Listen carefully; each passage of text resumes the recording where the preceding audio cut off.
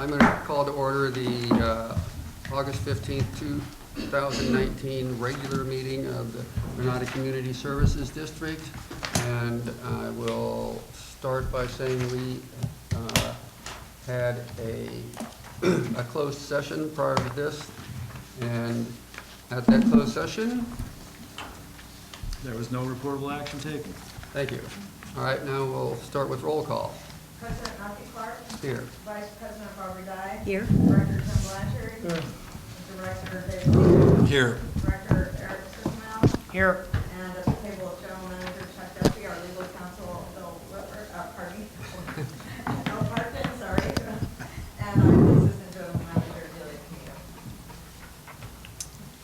Camino. Okay, as usual, we'll open with general public participation, which is for comments on items not on the agenda. And I have one speaker request from Lisa Ketchum. Hi, Lisa Ketchum, Lost Beach, no longer on the Mid-Coast Community Council. So I wanted to talk to you tonight about Mid-Coast Neighborhood Commercial Districts. Now these are districts with a priority for trades and services for the residents here, whereas the visitors serving commercial areas are on the west side of the highway. The neighborhood commercial is mostly located here in the communities. And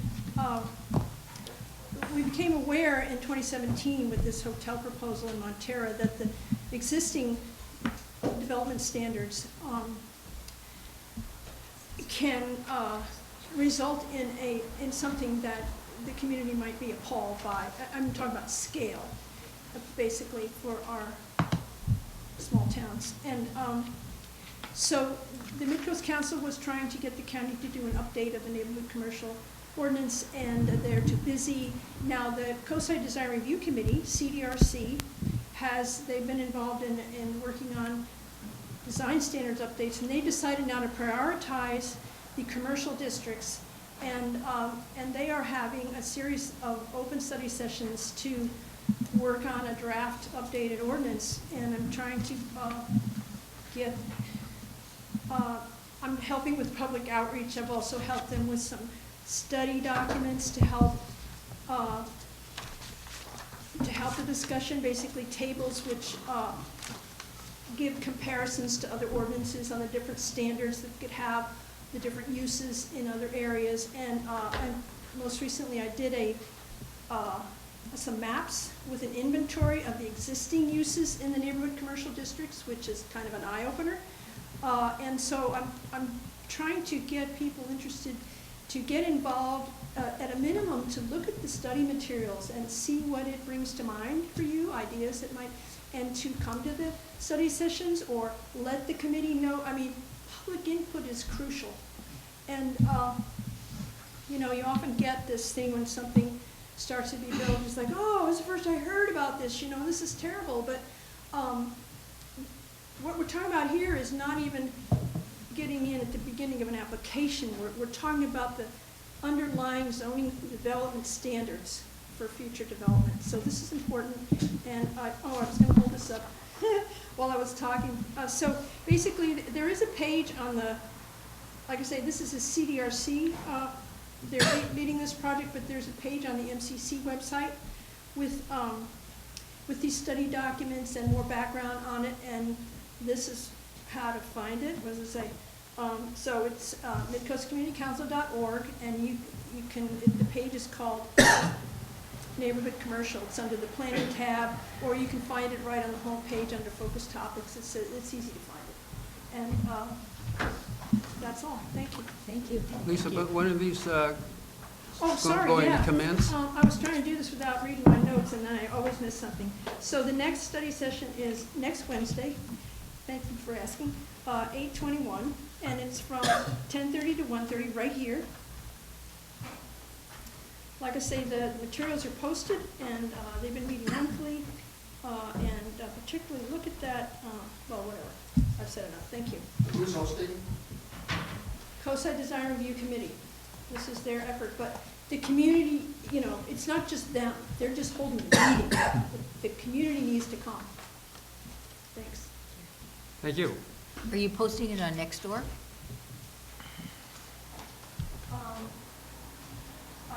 that. I think that'll, I've been doing some direct email outreach, but, And you know, this is not a one-shot, right? They're no, gonna be no, and, series? yeah, so the previous month, we looked at, development standards and performance standards, and this month, not to say those are finished, but this month, the new documents we want to look at are uses that would be appropriate, and like I say, this table, these maps showing what's existing, and then,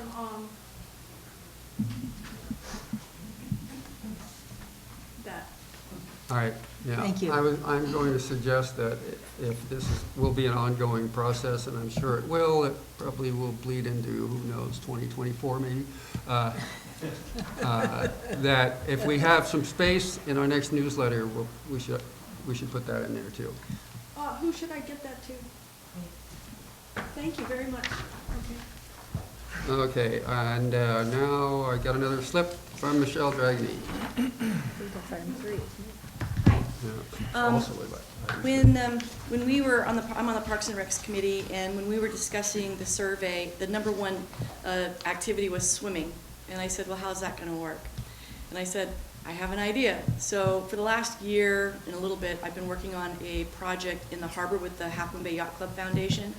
Kelly Pike designed a 1,000-foot circumference floating dock that can house a community swimming pool.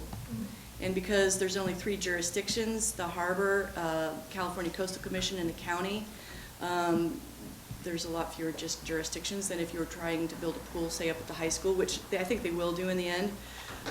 But we don't have a community pool that's available for anybody to swim in, you know, during the school day. There's always these issues. If you build it at the school, then the school has to use it, and then you can't have access to it. So I know that when I pitched it to my Parks and Recs people, they were like, oh. So if you go to my website and you just put in Princeton Ring in the search, you'll get to see what it looks like. It's got a pool, but it's also got like an area where you can do presentations and stuff like that. We call it the Whaling Wall, so it's for naturalists and docents and things like that.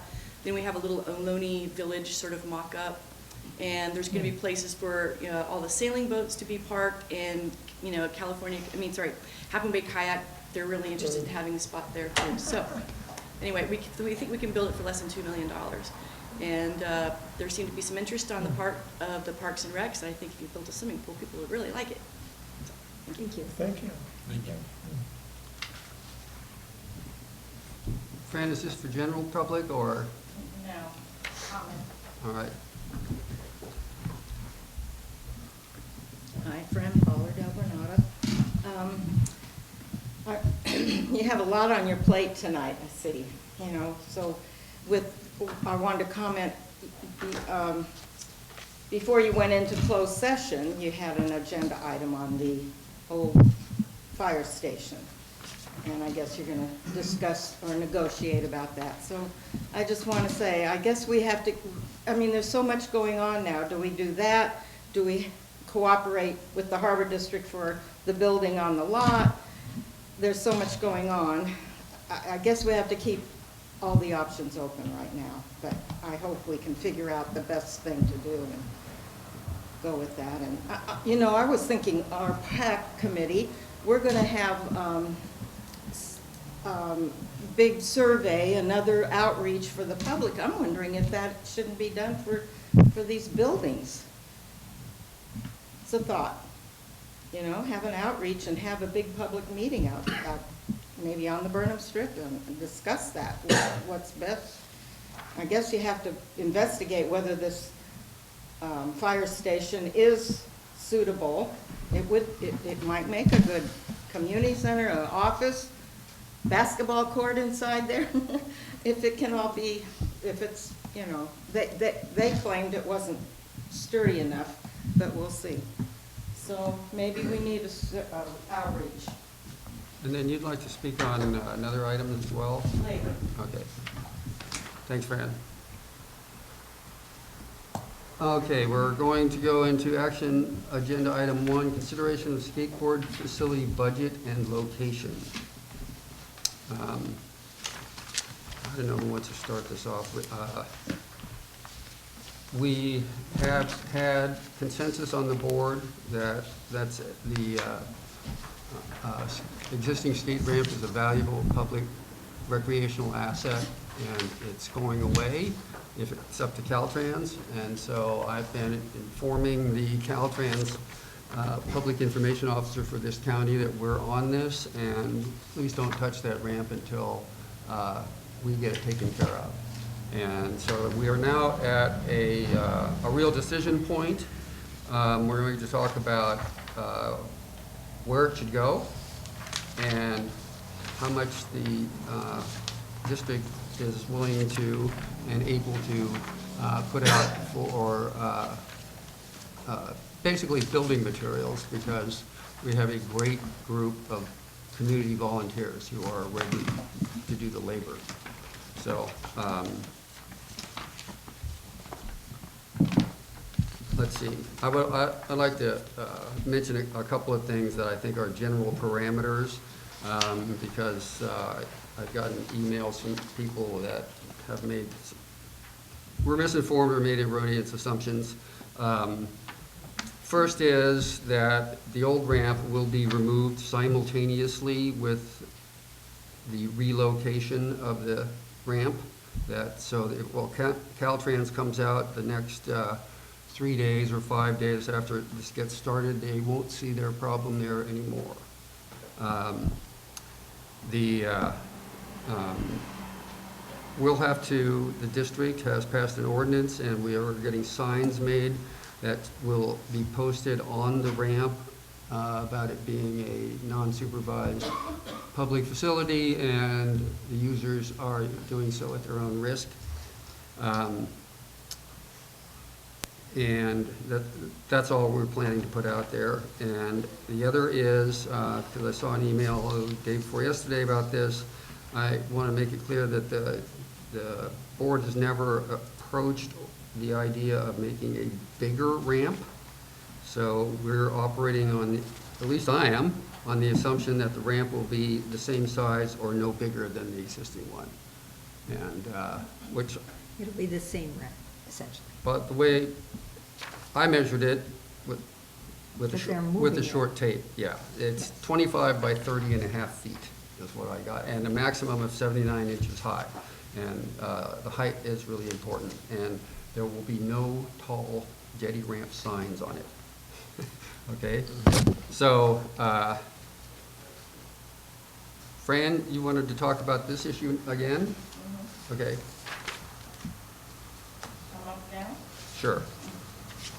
Can I just say one more thing, which is that I checked with the Resource Conservation District, which is kind of our environmental partner on managing our properties, and they indicated that as long as it was located within the compacted area, that there would not be environmental issues. I thought it was important to find that out. So we have flexibility as long as it stays on the compacted dirt.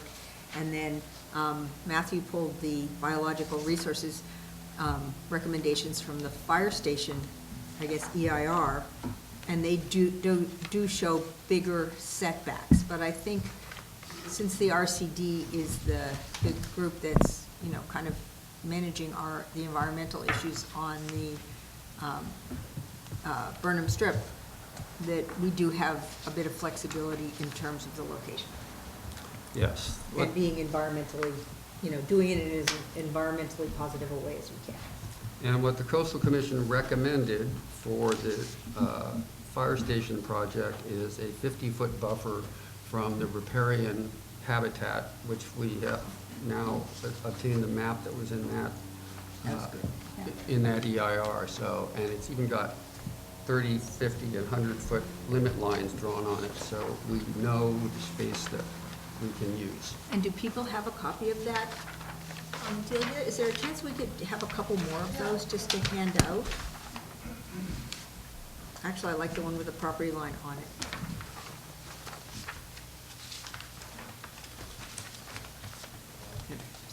Okay, so I'm going to open the discussion of for location for the locations.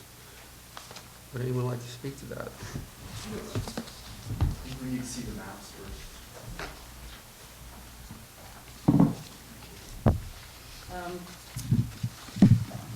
as I said before, I just would like, I'm hoping that within the boundaries that we can put the skate ramp in.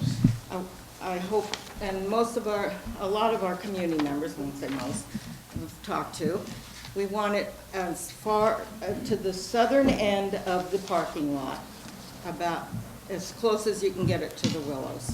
And that would be a suitable place for it. And part of the reason is because of the post office lot, that corner lot, we want that to, if we can ever negotiate and work out something with the Harbor District, to keep that kind of like a little plaza, and keep it open for social, that we can have it, you know, maybe tables and benches out there, something to sit out, enjoy the sunset, and socialize with the community. It's kind of a special corner there, and you have a nice view if the skate ramp is over to the southern end of the parking lot. That's all. Thank you. No one else put in a speaker slip for this item, so I will. I'd like to ask the skateboard people where they'd like to see it.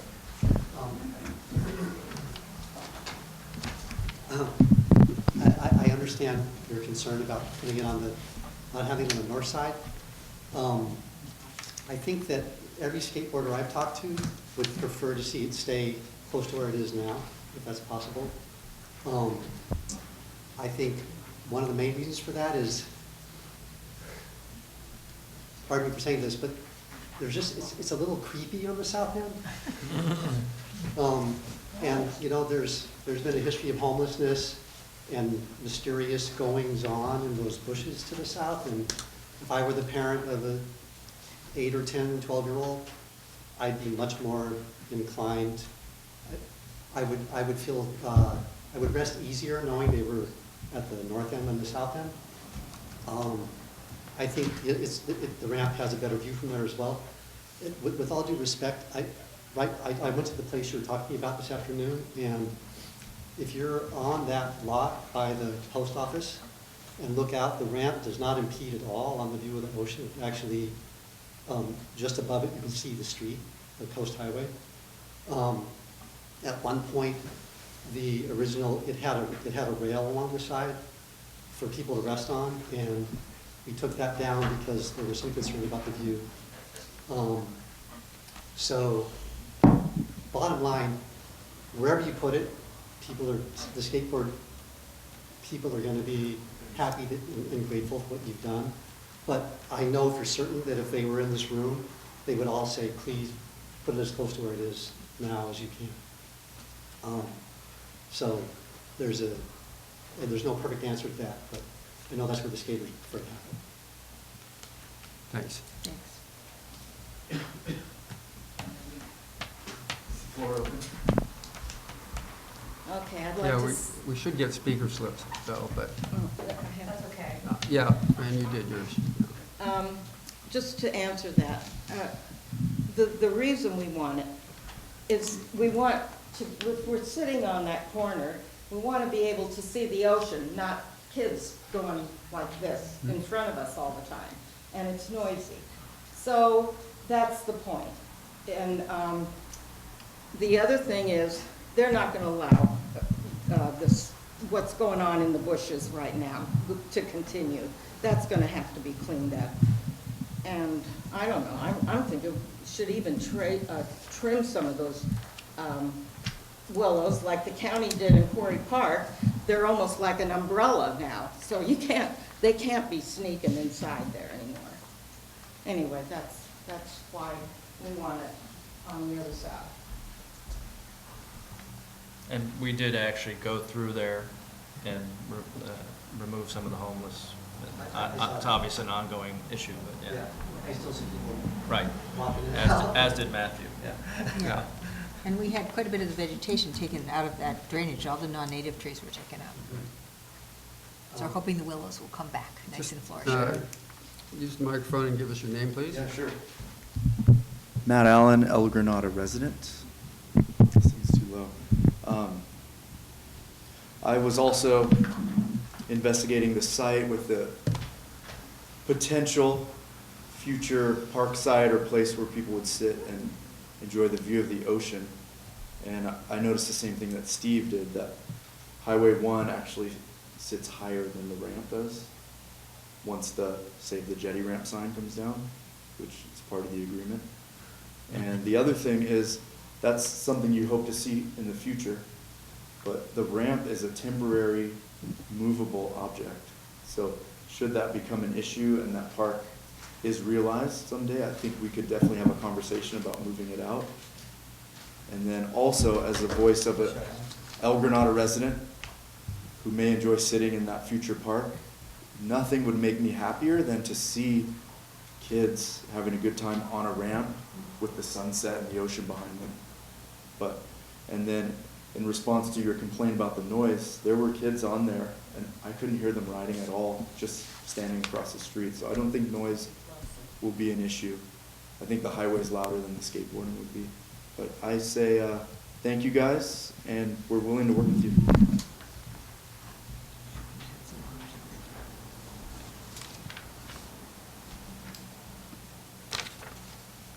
Anyone on the board have an opinion or questions? Or I kind of look at it status quo as just moving it straight back behind the line where it's at, unless there's a good argument not to, because the problem is, right there, it's kind of out of the way for parking, everything. Anything else you put in the middle, that means you're gonna have cars driving by on both sides. That can't be an option. So it really does either need to be up against this corner or up against kind of the other corner, which then I kind of agree, you are gonna get situations where somebody's skateboarding and somebody's in the trees or in the bushes, and I think, you know, I think that's legitimate, something to look at. So I just feel like kind of the status quo, unless there's a good argument, you know, to go outside of that. I think anything else in the middle, then we're running into parking issues unless we really protect it as far as, you know, where people are gonna park. I'll just comment that I think it would be very wise of us to pay attention to what the Coastal Commission had to say to the fire district about the 50-foot buffers around what are now mapped riparian habitat. And so we can't just jump it across where the logs are now. It's still got to go south. And at the other, call it the south end, it's the same thing. We have to stay out on the, what's now the ad hoc parking lot. And so I don't think there's any place we can move it that's not going to impact the amount of parking that's out there. But I think really that's a minor issue. That's 3 cars worth of parking maybe. So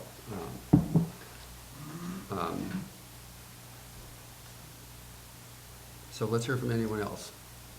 Well, one option would be to move it across the line and south at least so that it's the 50-foot setback.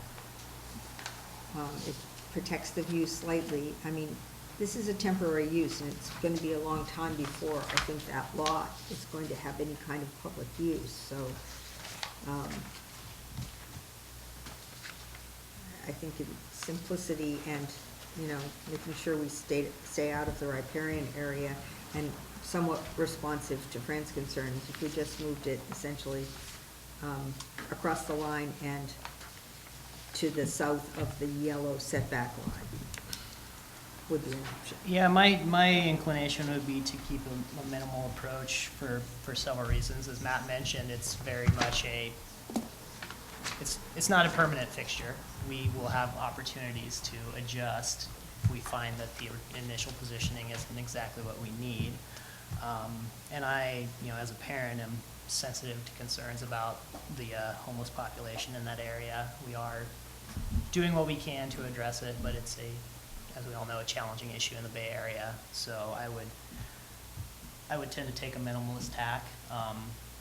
I'm a little skeptical of the conclusions in the Fire Commission report that there's a permanent stream in that area. There's a permanent stream. I think, yeah. It's been there, it's there all year round. Oh, wow. Yeah. I think in general too, the idea that you know. the I mean, I'm best talking case- about scooting it, yeah, sorry. No, just the best case scenario yeah, is it's that this 20 whole feet. thing happens and no one even really noticed anything happen. So I think you know, the closer we just stick to that location, take that into consideration, the 50, it needs to be 50 feet from where, right there. That's what you're saying? You've I'm got, saying, yeah, essentially, There's a yellow This- dotted this Yeah, I line. don't have that one. Do you have that one? 50 feet from the yellow dotted line. so just no, move the it 50 from that here is to the here. 50-foot Okay, line. that's it. Barbara, So- point that for me. So, Looks like the ramps No, where are you would be gonna south build of it? gutter. So essentially- so between the orange line and the yellow Here. line on the Mhm. property line? Yeah, so the corners Yeah. would touch, 3 feet up. you, Yeah. essentially. The You orange just line, move the it yellow across the line. Yeah, line and you move it south. the new place would be essentially kitty corner to the Yeah. old place. You'd be moving it laterally 25 feet and 30 feet onto our property. Yes, about east about 30 feet and south about 20 feet. So it'd be a very, it's the minimal amount of movement we need to make to get it off Caltrans property and comply with our setbacks. So in my mind, it's a good first step and potentially the only step. Again, I'd say, I think we would be wise to pay attention to what the Coastal Commission agreed with for the fire district, because although we could move this again, we don't want to be forced to in a short time by higher authority, as it were. Can you remind us what their suggestion was? Well, they provided in the final EIR for the firehouse that's being built now, they provided a delineation of wetland habitat, it's called riparian habitat, and this, a map with 3 setback lines. If the water courses there were found to be only seasonal, you only need a 30-foot setback. If they're perennial, you need a 50-foot setback. And if they're perennial and there are identified endangered species dependent upon riparian habitat present, you need a 100-foot setback. So the 50-foot setback was what the Coastal Commission recommended. And, So essentially, the 2 corners touch. That was Eric's suggestion, line with the 50-foot setback, right? Yes, Yeah. Correct. That sounds great. So we're just flipping it diagonally. yeah. yeah. You can't see Yeah, that, right. trying to show, we need a big Kinda graphic. small, right, Would have but been good to have a we're just big flipping it graphic. diagonally. Yeah. Okay. Jim, do you have anything Sounds to a say? reasonable compromise to me, thank you. Okay. Council, I guess we need a regular motion on this? Yeah. I would recommend one. Would someone like to enunciate a motion? Make a motion to approve the location to be on our property line with the 50-foot setback, as you indicated, and the approval of $10,000 for costs. Well, we could discuss we haven't done anything about funding yet, so maybe we should hold off and do just run one Separate. one measure. You could, two motions is not, Okay. if you want to do it separately, it's fine. If you want to combine them, that's fine. Does anyone want to speak to, is $10,000 enough, or, okay, It'll be more than enough. okay, You well won't then, spend it all. they're happy? Go for it. We're happy, so yeah, no more than up to, Up to 10,000. Not to exceed. Not to exceed 10,000. okay. Second, I'll second that. And I believe we have discussed a mechanism for essentially reimbursement for the expenses. And so that can be, I've been told, easily set up. So, is there any more discussion? All those in favor? Aye. Aye. Any opposed?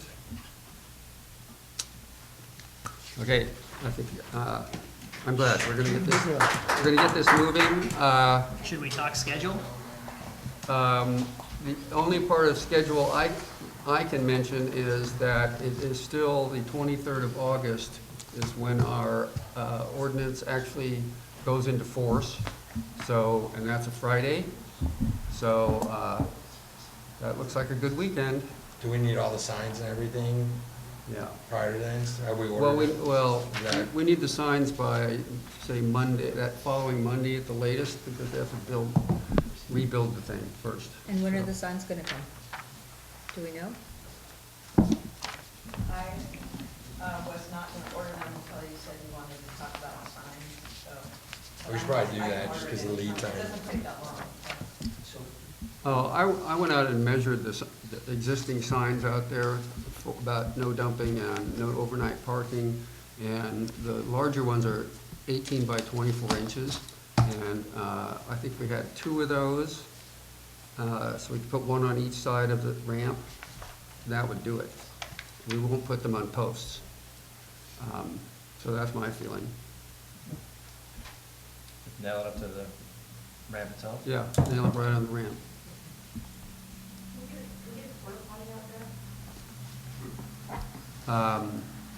That's a whole different issue. That's a- I mean, at That's a some coastal- point, though, it's coastal common development sense. I mean. Permit, yeah. Yeah.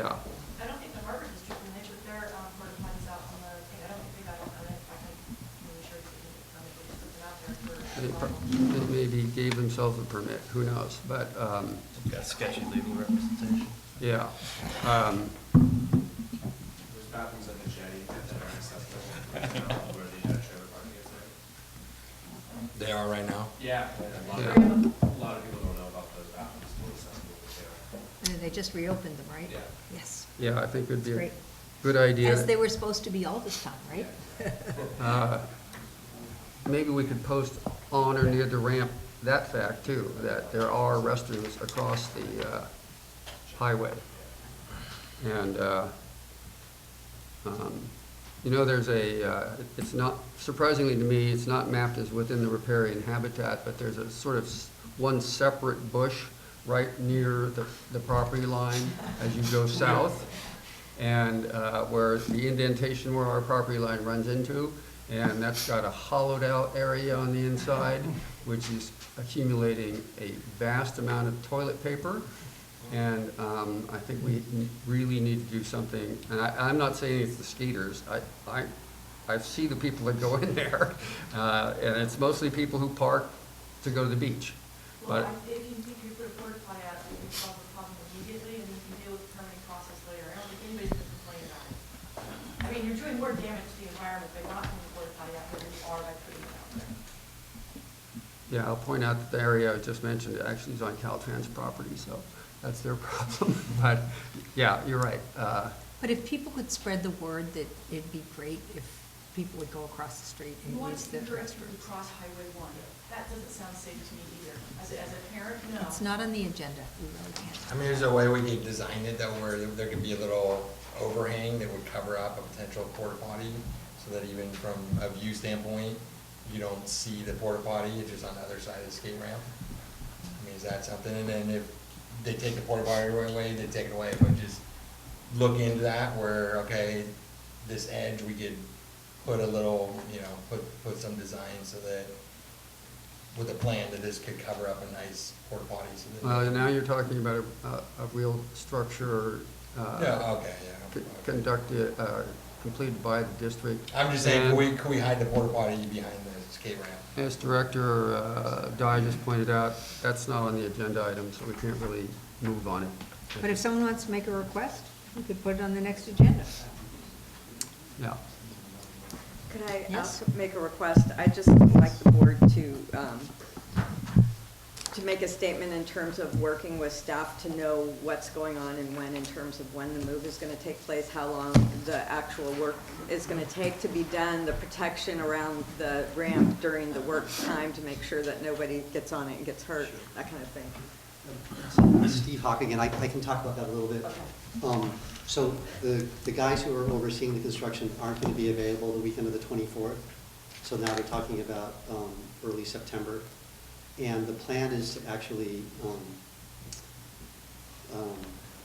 build the pieces, the replacement pieces off-site, and then have the move happen quickly in a day or two, rather than build the whole thing there, or I should say rebuild the whole thing there. Move, So, move the whole. while I'm sorry?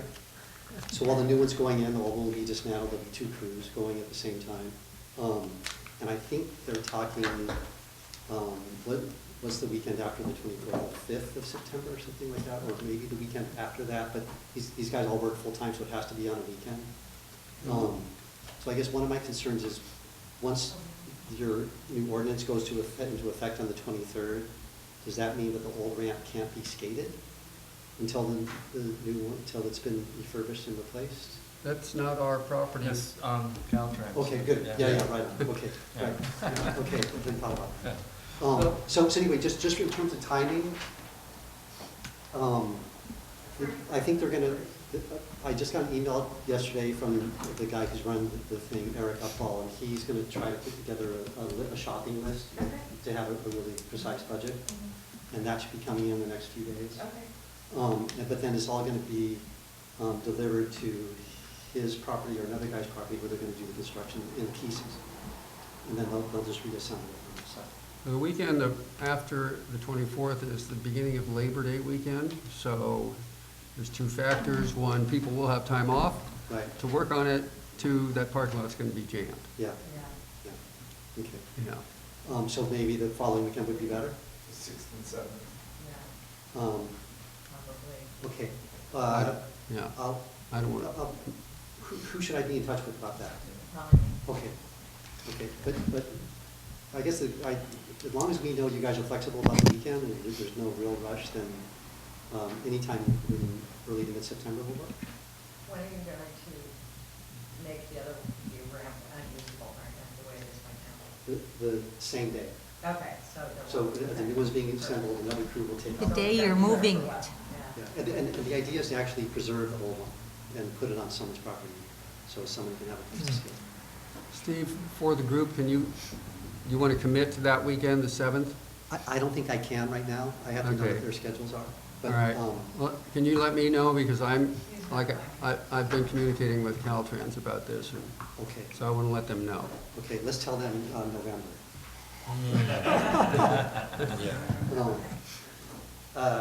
Yeah, no, as soon as you get it nailed down, I'll email the 2 of you and anything else. Okay. Okay, great.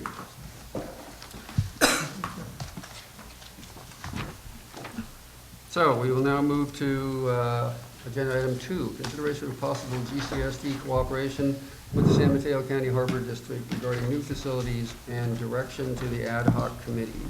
I asked to put this on the action agenda this time. Last meeting, July meeting. I gave a report on our ad hoc committee, Director Sukamel and myself, and our meeting with the Harbor District's committee, and they were really quite welcoming, and but they want to move along on this, and they left it wide open as to what level of cooperation we could achieve or even talk about. But I think in a measure of good faith, they have put together a draft RFP, request for proposal, for design services for a building on the post office lot, and they have sent it to us if we'd like to comment on it. So that's a measure of cooperation right there, and I think it demonstrates that they're serious about this. So I asked to have this on the agenda so that our committee could get some more solid direction from board as to what we're willing to talk about to the Harbor District. And we haven't seen the RFP. No. Because I don't even know if people would want to spend their time on the RFP if we're not going to have that level of cooperation. So I'll ask that first. Shall we spread the RFP out and have people look at it? Are people willing to do that? Well, I don't think it hurts to get more information ever. But I'm very concerned about this memo and the fact that the three options that are presented all essentially fill up the entire frontage on Portola and Obispo with either cars or a building. And it had always been like the community goal, many people here championed it, of having some kind of community plaza there. This would be part of community center, and if it's full of cars and a building, I don't, that doesn't seem to be consistent with the many years of discussion about how this property would be used. And I guess the one other thing here I'd comment on is that the idea that some of the public parking on Burnham Park would be available for staff people working in this building, I would not be in favor of at all. That's for our community to come and park and access the park, not for people working in the building. So that's just my two comments. I don't know. It's hard to see. I'd like to know more about how potential collaboration could work. I can't speak for the Harbor District, but it seemed clear to me, and tell me if you disagree, Eric, that having that it's a relatively small parcel for what they want to do, and the idea that it would be 95% covered by building and paved asphalt parking spaces, they don't really want to see that either. Yeah, I would agree with that. I think they're looking for creative ways to minimize the parking that they have to have, recognizing that their hands are somewhat tied by code. Underground parking? Yeah, they were told by the county that for every 200 square feet in the building, they need a parking place. So, that adds up really quickly. Another possibility, I guess it's a possibility, would be to build it on stilts, so they can see the tsunami coming from farther away, and then put parking underneath, which is really getting to be a common approach these days. So, As we do here, too. We have parking underneath this building. yeah, like here. We So- do, although this building is configured such that you can't see it from the street, which Right. would be a challenge on that parcel. Where is the property line, more or less? Right here. It's slightly bigger. It's 0.31 acres. It's slightly bigger than the existing. Well, there's a bunch Firehouse. of, like, undeveloped area behind it. I mean, I know there was a lot split to create that lot. Why couldn't they purchase the next lot back and move their building back and have a community space in front of the building? Well, there is no lot that, I mean, but they could do a lot split. The fire station doesn't need that lot. Doesn't need that flat area. It's almost the same. If anything, if the lot that they purchased, the line of it matches up to the back of the post office, then there's at least another open space area, doesn't have any riparian on it, that's bigger, if anything. And what about that area? well, here's the 50-foot setback from this riparian zone. Okay, but even so. So that's 50 feet from the property line. So there is a strip 50 feet wide there, but it doesn't belong to the Harbor District. You do a lot line adjustment. I don't know, actually, if that's possible because of the zoning, e.g., the Granada Gateway zoning. If that hadn't been a separate, the commercial hadn't been a separate lot to begin with, I don't know if they could have split it But it off. wasn't a separate lot, right? I thought they had to split it off.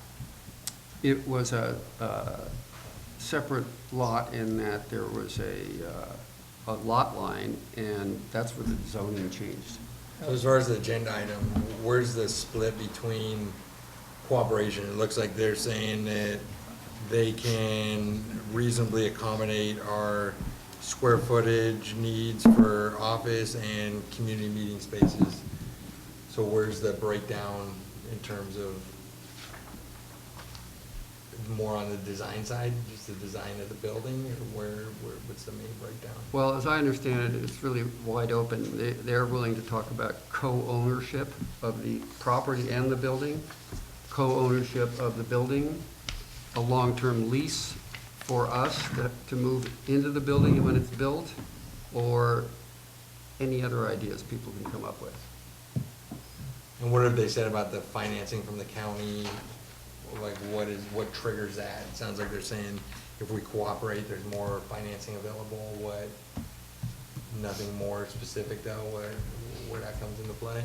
It was mentioned that they had heard from Supervisor Horsley's office that there could be county money available to help cover putting a public meeting room or other public good, like maybe bathrooms, in the new building, and that the county would look upon that favorably and perhaps put some funding into it.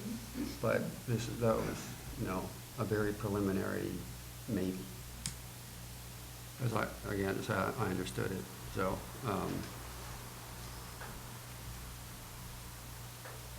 Yeah, I mean, I think the key takeaway from the meeting is they don't know what they want yet. Right. And we have an opportunity to have discussions with them about what we might want, but the discussions may or may not progress from there. I think it's a question of how serious do we want those discussions to be. And we also, yes, have to give consideration to community sentiment, and they are sensitive to that, but they pretty much admitted, although the two members of their board, of their committee, both live right here on the coast side, that there's a countywide district, and maybe they don't have quite their finger on the public pulse that would be useful to them. So, I don't know. Given what they paid for the property, I don't see us wanting to become co-owners. And Right. I do see it being a very complex legally because we're two separate districts. And if you don't own the property, how can you own half the building? Right. Anything can be done, but, that sounds pretty messy to me. But are we willing to talk about if they build enough space, leasing from them instead of here? Sure. They'd have to give us a good deal. Yeah, if it was a better deal, we'd consider it, but I don't think we're willing to make a commitment unless they're willing to commit to essentially below market rate for us in advance. And the only thing I would be willing to commit to is a request that they include at least some, lawn, open space along the two streets, some public space, public landscaping, publicly accessible. So with maybe a sidewalk through it and some benches, if something, along both streets, so that it's not parking or building on those streets. That's what I'd like to see. If they want to know what we'd like, that's what I'd like. Yeah. I'd like to see that building as close to the post office building as they can get it, and as narrow as they can get it. And set back. Yeah, Without and set parking in back. front. But they don't get to count parking elsewhere. No. The public parking on Portola doesn't count. They did float the idea of parking being available on the ad hoc parking lot across the street on our district property, but I don't know this, but it's my feeling that the county would, if the county would go for that, they would want a real parking lot. And I think this board's been generally against big spaces of asphalt being placed on the Burnham Strip, so. If there's a parking lot there, it's for people going to the park. Yeah. I don't know how many parking places they actually need. I think if it's only for meetings, you know, they're public meetings, that's not very often, and they're at night. But still, they do have special meetings during the day and other things. And I should mention that they're talking about a public meeting room that would be managed like we're doing this one, so other groups can come in and sign up and use it when they need to. So. And how much bigger than this one would it be? Because this is one thing we're doing for the community now, is providing this Right. room. How much better it would, I mean, that is a benefit, but, and if we were able to do the fire station community center, we could also have some community space, so. Mhm. I mean, that would be a nice thing for them to do, but to me, it doesn't convince me to think that we want a big office building right up to the street or whatever. Does that make sense to people? I don't know. We have a speaker request on this item. Mr. Dan Haggerty. Thank you, Board. Dan Haggerty, Granada, I'm a 31-year resident. Let's try to go through this. There's a lot to this, so I might go a little bit over. I'll try not to. I wanted to say that I have strong concerns with the GCSD sharing office space in a building on the post office lot with the Harbor District. I believe going in this direction would eventually require a building to be much larger than would make sense on that property and would be desired by the community. As was just mentioned, the bigger the office, the more parking spaces would be required, leaving less open space for other uses. A shared public meeting room on the second floor, probably a good idea. How to work that out financially, don't know. Please do cooperate. Please do cooperate by offering to manage an open town plaza on the corner. And do your best to designate some, I hope it's not a lot of parking space, some across the street on GCSD property for the use of the Harbor District offices. A delightful open town plaza concept on the corner of Obispo and Alhambra would make the spirit of Daniel Burnham very happy. His half-wagon wheel town design was planned to encourage residents to be engaged socially and easily walk or ride a bike to the downtown center for their services and to take in the ocean views. Burnham wanted the residents of El Granada to be well in touch with humanity and the environment. It's very important to know that El Granada has extremely limited commercial zoning in our town.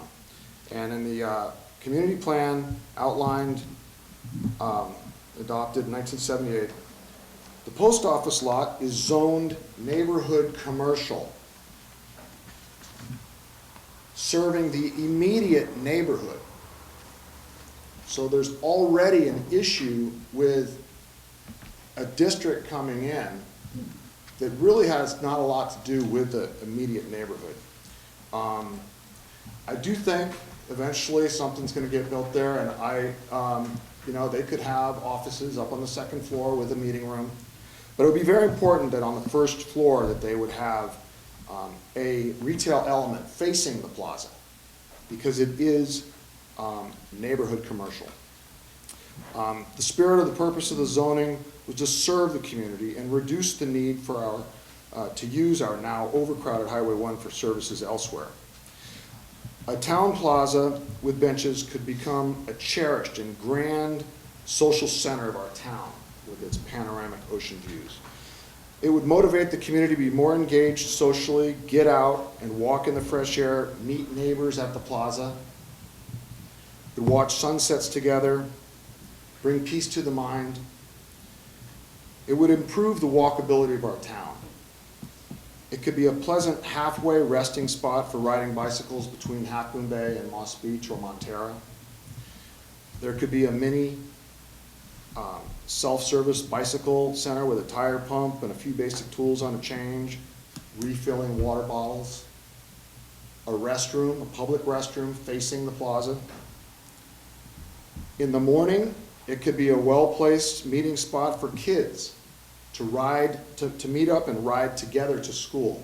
Strength in numbers, safer in numbers, more cars off the highway. The plaza would give reason for all ages to be out and about and stay socially connected. The general concept, the sense of community and walkability is commonly encouraged and well received in many other communities of today, throughout our nation and the globe. I've already talked with many community members about this, and most are very happy with the plan. They see that if the post office lot was used only for a large Harbor District office building and its parking, this very important location would become a social dead zone. There would be relatively little and very infrequent use for the community to go into the Harbor District offices. I think it should be a precondition to have no parking spaces on the site to maximize the size of the open plaza and its views and its walkability. Make more room for people to be outside. Give good reason for people not to drive. For our one and only block of downtown El Granada, we should promote livability, sustainability, and above all, a more people-friendly place. And you know, the fact that it's zoned neighborhood commercial is an issue that if they were to get, if they were granted by the Planning Commission to have the offices up on the second floor, they should give something to the community, because they're taking away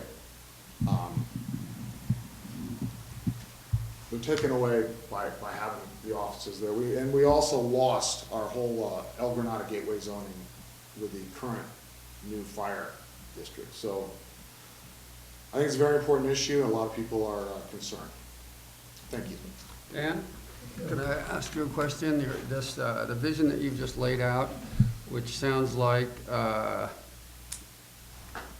given that there will be a building built there, that you're thinking of a different management approach for the non-building area?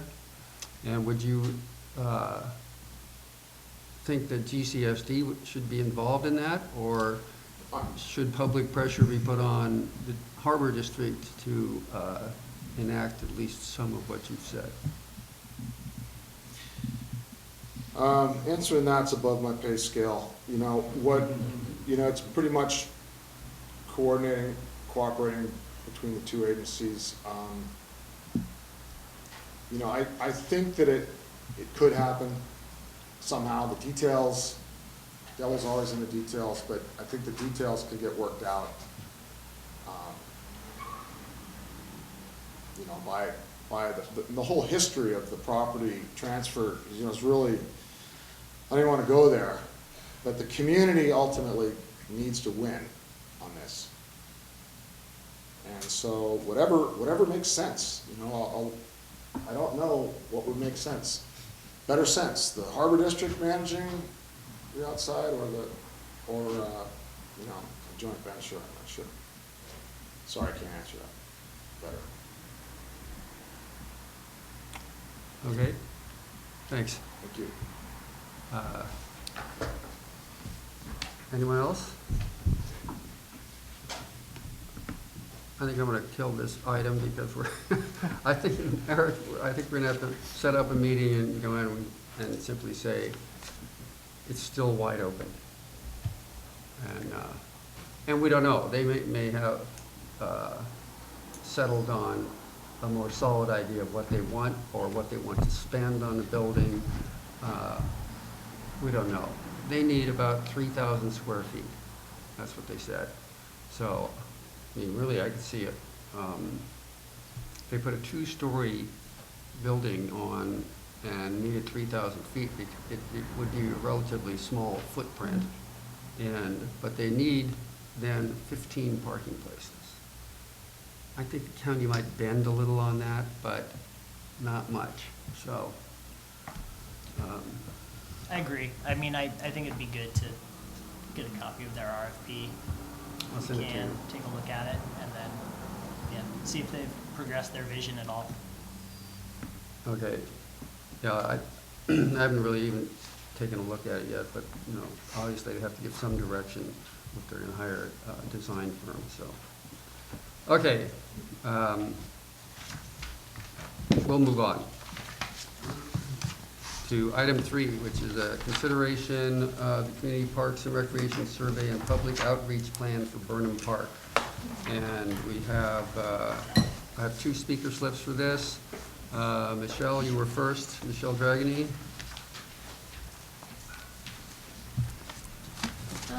After the meeting, I got to thinking about Nancy's request, you know, to put on the survey her all-in-one court.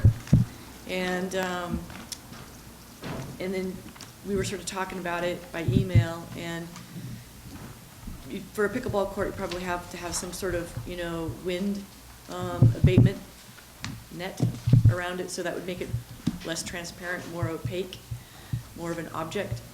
But as you walk down from Picasso Preschool, and then you just sort of walk that area, you could put a 5-foot high wind guard around a court, and it wouldn't have any visual problems. The willows are very tall beside it, so they dwarf everything. And again, Highway 1 is actually up pretty high, so as you're walking even just down from the hardware store, it's off to the side. And in fact, the tot lot jumper's going up on Saturday at 9, and I think it'd be a great opportunity for anybody who's interested in what the visual corridor would look like for such a court.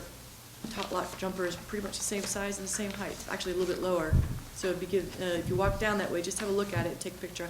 I took a few pictures, and I'll post them later. I'll send them by email. So I think the survey should be more open.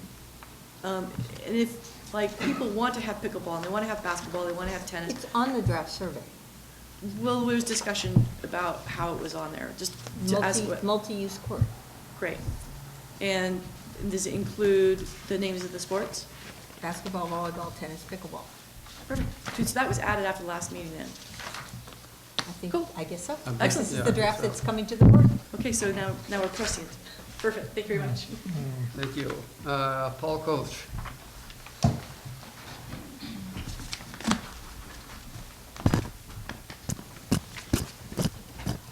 Good evening.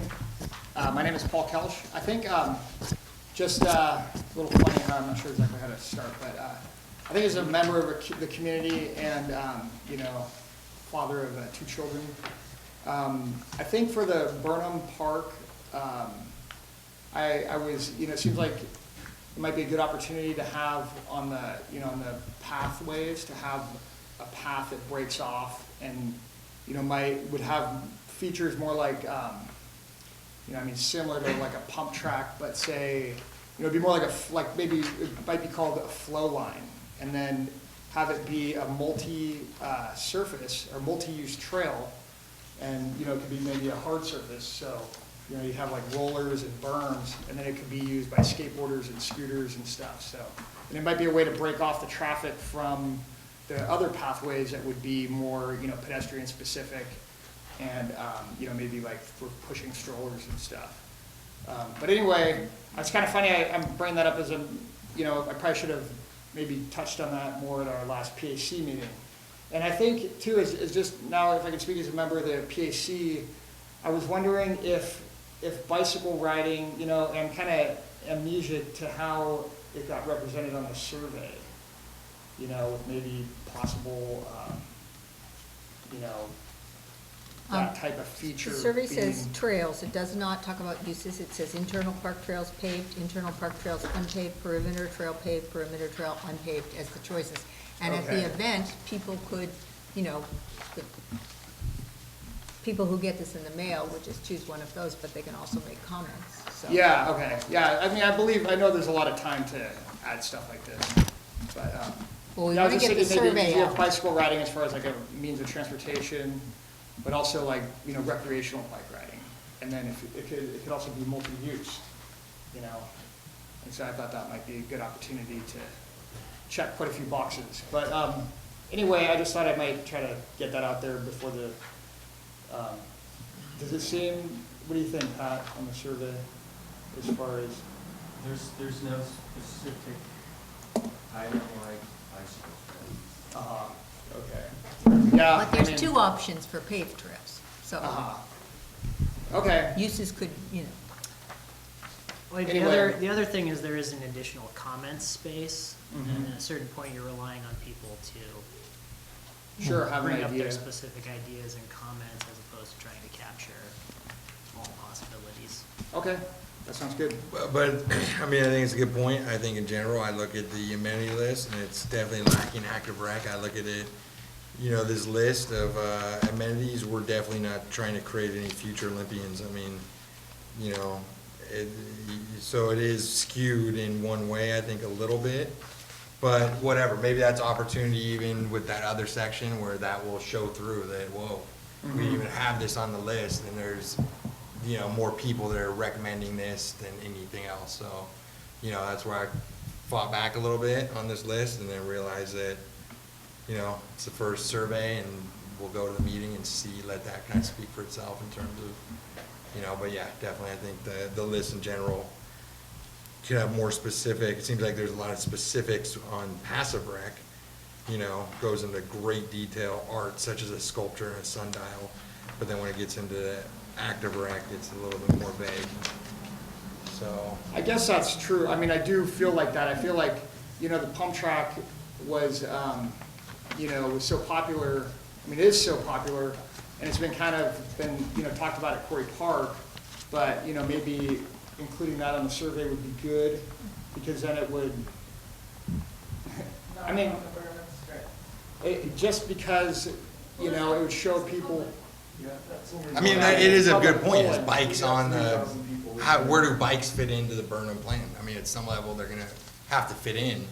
It just, you know, is it just, they're allowed on the perimeter, or to your point, where there's more of actual bike use, plan around it, you know? Yeah, you'd provide for that, you know, that type of bike riding away Yeah. from, you know, specific pedestrians.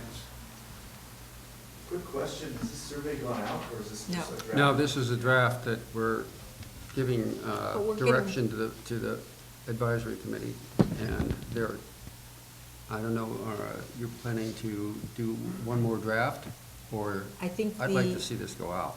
Yeah, I think the idea is that there'd be comments tonight. There were some comments from Delia, that those are gonna get resolved in the week ahead, and then we're gonna try to get this out, is the And that plan. will be mailed to Algernon residents? Yes.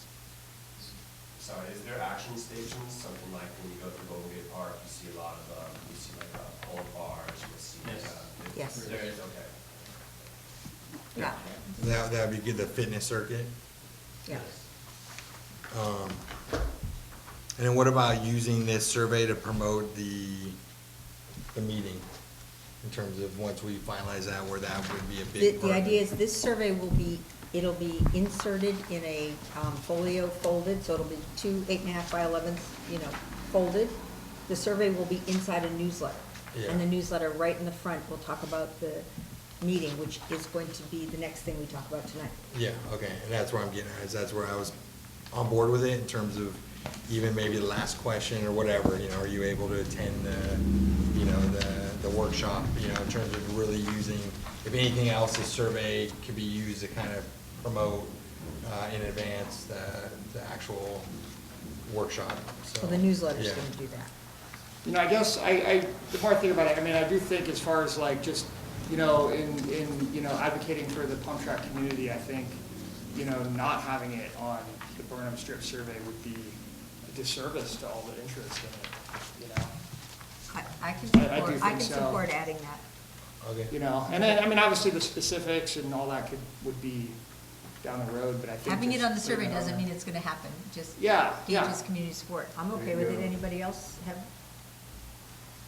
I have no objection. We're asking the I mean, community what they think and want, so yeah. I mean, so what about volleyball then? What's up on multi-use court? It's in there. What's that? It's up under multi-use court. Okay. Also, David and I had discussed changing half-court basketball, instead of saying requires partial high fence, say may require partial high fence. Or just leave it out, because I think No, I think any, it's important to have that. I think in there. any single amenity could have a caveat. We could add climbing wall and boulders may require, Wall. approval, I mean, any They all single, require. there's a caveat to the parking, ADA issues. I feel like that's kind of, because there are many examples of half-court basketball courts that have no fences at all. So it may though, given Yeah. the site, and I just think- because the board is on record as not supporting these uses, But I'm saying that could we be. added this here with this extra. It just, those little words are that could be used to influence the survey, because there are a lot of people that say, oh, I'm good for a half-court basketball court, but wait a second, if it's covered in chain link fences. And it is kind of misleading, because there's no regulation anywhere that you could tell me that a half-court basketball would need some type of fencing.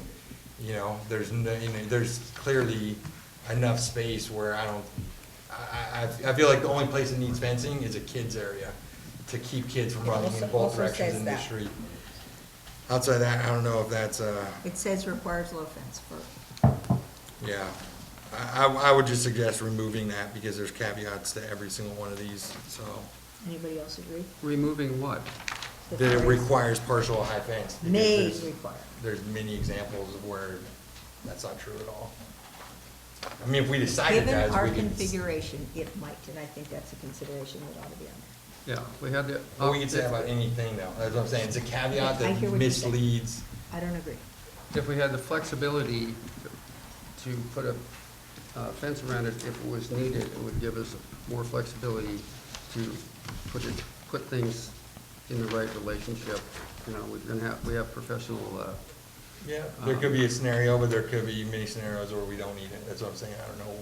Yeah. I feel like having it in there is just, it's wordsmithing to kind of influence, so that I could see 30% of people would say, I'm gonna go in a different direction, and I just feel like, why just leave that off? Because there's a caveat I could come up with for every single one of these. And so, that's my point. I think we should leave it in. I agree. It may need I agree. may need a fence, but that's a may. Okay, Pat, you're up. Thanks. All right. Patrick Tierney, Miramar. It's great that you're doing this. The goal from the PAC meeting for this survey was public outreach, and a public outreach event other than one in public where everybody would feel a lot more comfortable giving their opinions than in front of a group. The survey before you was reviewed and approved by the PAC meeting, the Parks Advisory Committee, last time. The PAC thought that the key questions were there, the key concepts were there, the key options were there, but minor wording and question ordering changes could occur. The idea was that it would be included with the newsletter, and there would be both a written survey included with the newsletter and the option for an online survey. There would be an option for an English version and a Spanish version. There would be an incentive for a gift card drawing.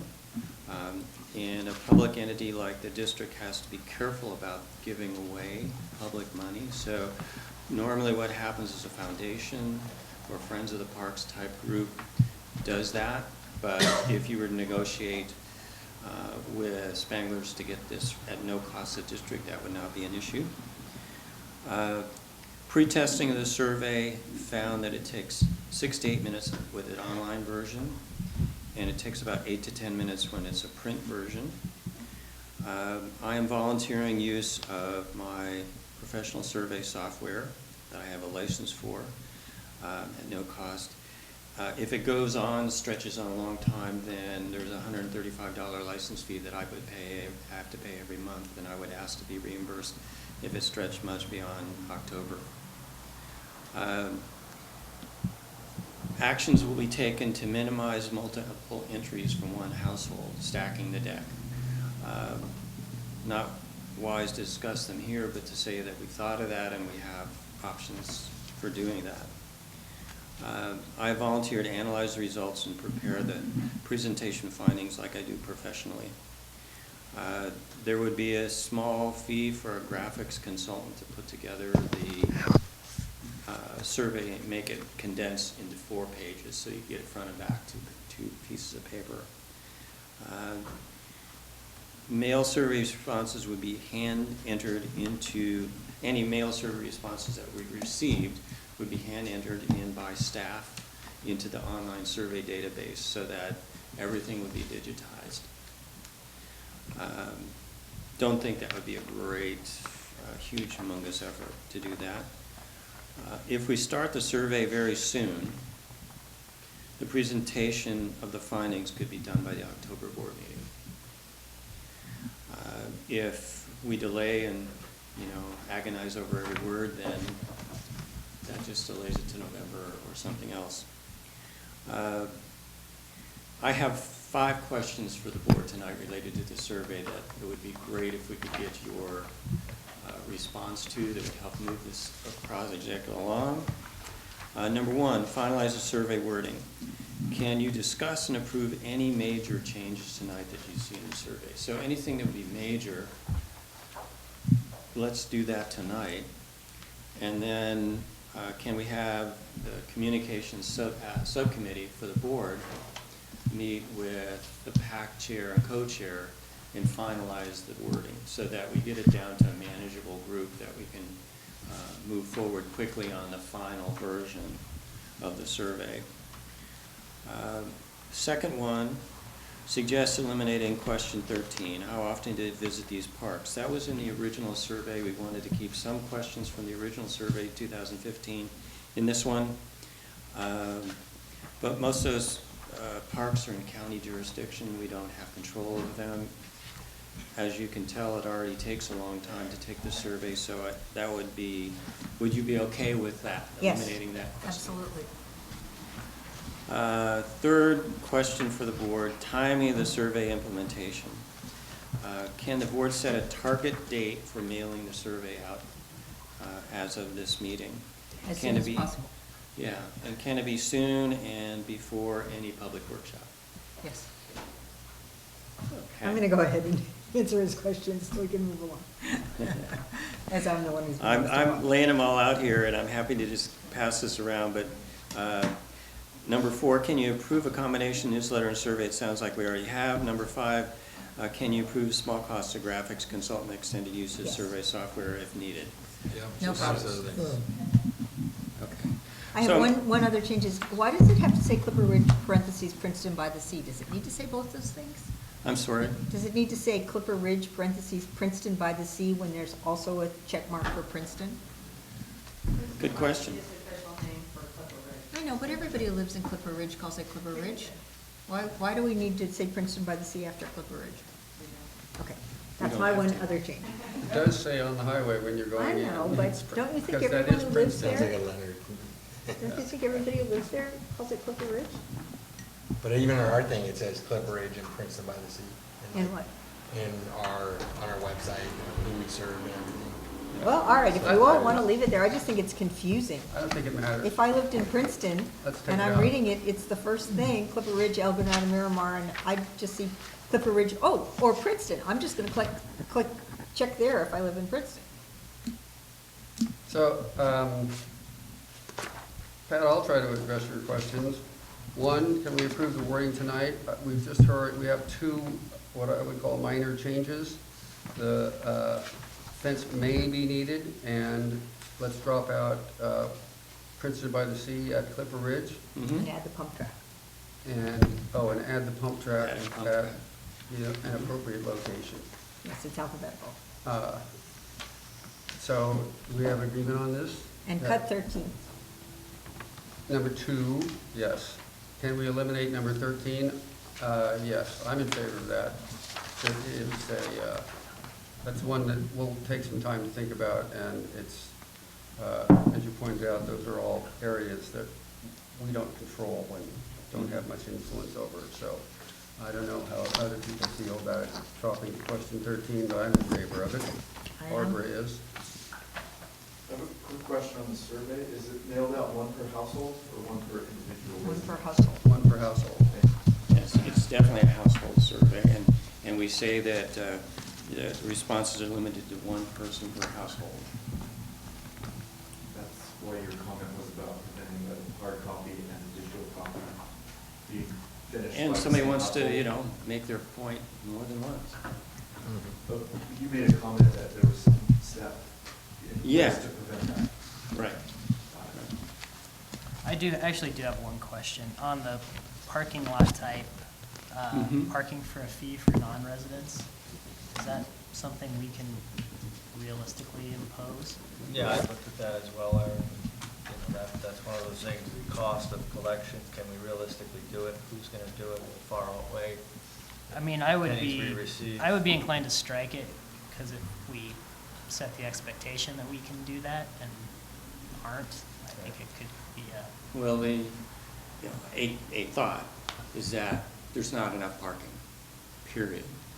And if you have someone who parks all day, whether they're in that RV that leaves at 7 o'clock at night and prevents 2 or 3 residents or locals from using that parking space, I don't think that's the right use of that space. There's lots of examples in San Francisco where they have gone back later and added parking meters or time parking or 2-hour parking or 3-hour parking to something. Now, you want to have enough time to allow a surfing session or a reasonable beach session, but you should be encouraging everything you can to get flow through in that parking, because there just simply aren't enough spaces. You're never going to have enough spaces for that. Especially if it becomes a nice asphalt parking spot next to the dumpy dirt, it's going to be the first place everybody goes to. And so, if you don't want to have fees, then you have to have some other way of increasing flow-through parking. And the fee question is just, I think it's a way to get at that question, whether they want to have 3-hour limit, you could say a 3-hour limited parking, or a fee for parking, or whatever you want to do. But I do think you have to start that discussion and get some feedback from the community on how do we create enough parking with that small area that we're going to have there. And it's going to be in high demand. And maybe the fact that we don't enforce it kind of works into our plan, where a lot of Well, and this locals take the chance and get a ticket, and a lot of people that are coming here are the ones that are paying all the fees, and so it kind of works. And this is just a survey, so it's not, Yeah. always, it's changeable. Just to get an idea. On the previous iteration, it just said parking for a fee, and I suggested adding for non-residents. And my idea of that would be very passive. There are, the state runs parking lots along many beaches up and down the coast where there's a parking fee, and there's an Iron Ranger, just a big post that you have to put your money in, and have to be collected at whatever interval we choose, once a month, who knows. And as you say, we're not going to hire parking guards or cops out there, but it's my feeling that a lot of people are honest. And if you put out, if you're not a district resident, you should pay whatever the fee is. And I think a lot of people will do it. So, or leave in their 3-hour limit too. I haven't really thought about that. I think that's more likely to be ignored, it seems like, but who knows? There's got to be a ticket, come from it if you exceed the limit, or else it really is pretty useless. Yeah. I mean, I live in Miramar, across the street from a parking lot from the state park, and I guarantee you, it's going to be full. We see it every weekend. People are driving around all over the place trying to find parking. Yeah. And there is no limit to the parking there. So just anticipating it, the survey might want to get public resident opinion about should we be limiting parking in some way, shape, or form? What about the question, what would be more important to you, passive recreational opportunities or active recreational opportunities? I'm just looking at like the first question, how important is a community park at Burnham Strip? I imagine the most likely answer is gonna be very important for a lot of people. I'm just wondering if, I'd be interested to see the results of that dichotomy between active and passive and where that falls down. It is another question, but regardless, I think, I think timing, I think there's consensus that we should get this out, so nothing needs to be held up, but. Would it be helpful to have a motion? Well, Do we need a motion? yeah, I think we just answered number 3. I believe there's consensus here that we should get this out as soon as possible, and so I think we've solved all the little problems that can be fixed in the final draft. And number 4 was approve the schedule. Is that right? Yeah, and then so the other one is approve a minor cost for a graphics person. Extended use if needed. Right, does anybody object to that? No. All right. And if I could just add something maybe minor, but on page 1, sentences 3 and 4, we talk about the Granada Sanitary District. Oh, we do? Purchased it, yes, well, because Oh. I don't think we need those 2 sentences. I'm trying to Yeah, get shorten away it. from that. Yeah. Nobody needs the history. We're the Granada Community Services District, and we're surveying for your park needs. Yeah. So I'd probably remove Oh, I see. sentences 3 and 4 and just say GCSD is in the process of planning a community park on this land. Let them get to scare them away with all this and get to the. Yeah, I agree. Yeah, I think that's right, and we can answer it. So I've got. When we have a. Good. When That saves space. When we have a meeting out there, if people say, what are all those manholes about, and why is there another big hole being dug just beyond? We can answer it then. Yeah. One other suggestion would be using the same categories in number 2, which is that long list for Burnham Park. And we know that people burn out with long lists. And so any way you can break that up is better. And so one thought that I had that I've used is you see trails and you see parking at the last 2 parts of the survey of that question. Have those as separate questions. The topic is parking at Burnham Strip. What do you think about those 4? That way they complete that question and their mind refreshes, and then they go on to the next one, which will be parking at Burnham Strip. And their mind refreshes, and then they get into that long, agonizingly long one. So that's a way to cut down the length of those monster killer response rate questions. So that's one of the things that I think I would be proposing to meet when we meet with the subcommittee and the co-chair. So take those 2 sections out, move them down, and move trails up to the. Trails would be just a separate question. For instance, that would be question We'll just leave that to the. Yeah, I was gonna say, maybe number 2. Board wants to approve this as it is with many minor corrections. Yeah. Okay. Absolutely. That Pat wants to do. And just another minor thing, Pat, we got, make sure we get our correct logo on there. Yeah. We have an ever shrinking and growing logo for some reason. Okay. So I'm trying to get uniformity. So you can just contact the other. Okay, do we need a motion? We need a motion, or we? Yes. You? Why not have a motion?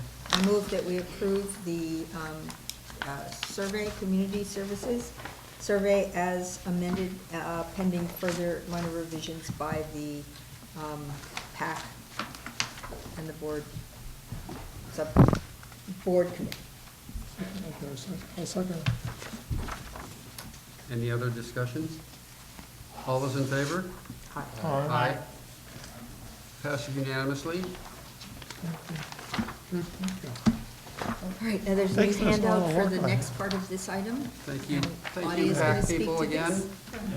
What were you thinking, what date were you thinking? Did you have any sense of For the outreach? Yeah, when the newsletter go out. Well, tonight we're hoping to set a date for the event at the school, so that will somewhat drive it, and it's still part of this item. So in the next month, For what, the survey? for the survey? As soon as possible. As soon as possible, so within that Next month, yeah. Okay, thanks. Hi, Claudia Marshall, Recreation Coordinator for GCSD. To make a point about the use of the school, El Granada MU, it is available. They have not booked anything. Today was the first day of school, and so it's totally open through the month of September and into October. There's a charge of $200 an hour for the use of it, and so if you can give me a date, or whenever you can give me a date, I will book it for us. Great. Okay? Thank you. So, And thank you for all you're doing to make our park stuff move forward. thank you. And that's, like, 7 days a week they're open? I mean, they have space? Yes, but during the week, it's $200 an hour. During the weekend, we would have to pay an additional charge plus the hourly charge for a custodian to come in and clean. Uh-huh. And I think I know that when Pat met at the last meeting, the thought was to keep it, or target a weeknight rather than a weekend, given all the sports activities that go on during the weekends with children. And that we would offer pizza and, and some waters and soft drinks to encourage people to come and have a little bit of a social hour and then do the workshop. Right. So you have the proposal that I was going to go over. That recent handout, somehow it didn't get into the packet. Looks like this. It says for item 3 on the top. That was given to you tonight. Yes. So, work with Director Seaton on this and with Nancy Marsh. The PAC reviewed this proposal at their August 6th meeting, and some changes were made in response to their comments. The idea is to have the workshop near the end of September, with a second meeting on the strip itself in November, with the goal of having board recommendations for final design by January 2020 to go to the landscape architect. That's ambitious, but we might as well try. As Claudia said, the idea is that the event, it would be a weeknight, thinking that we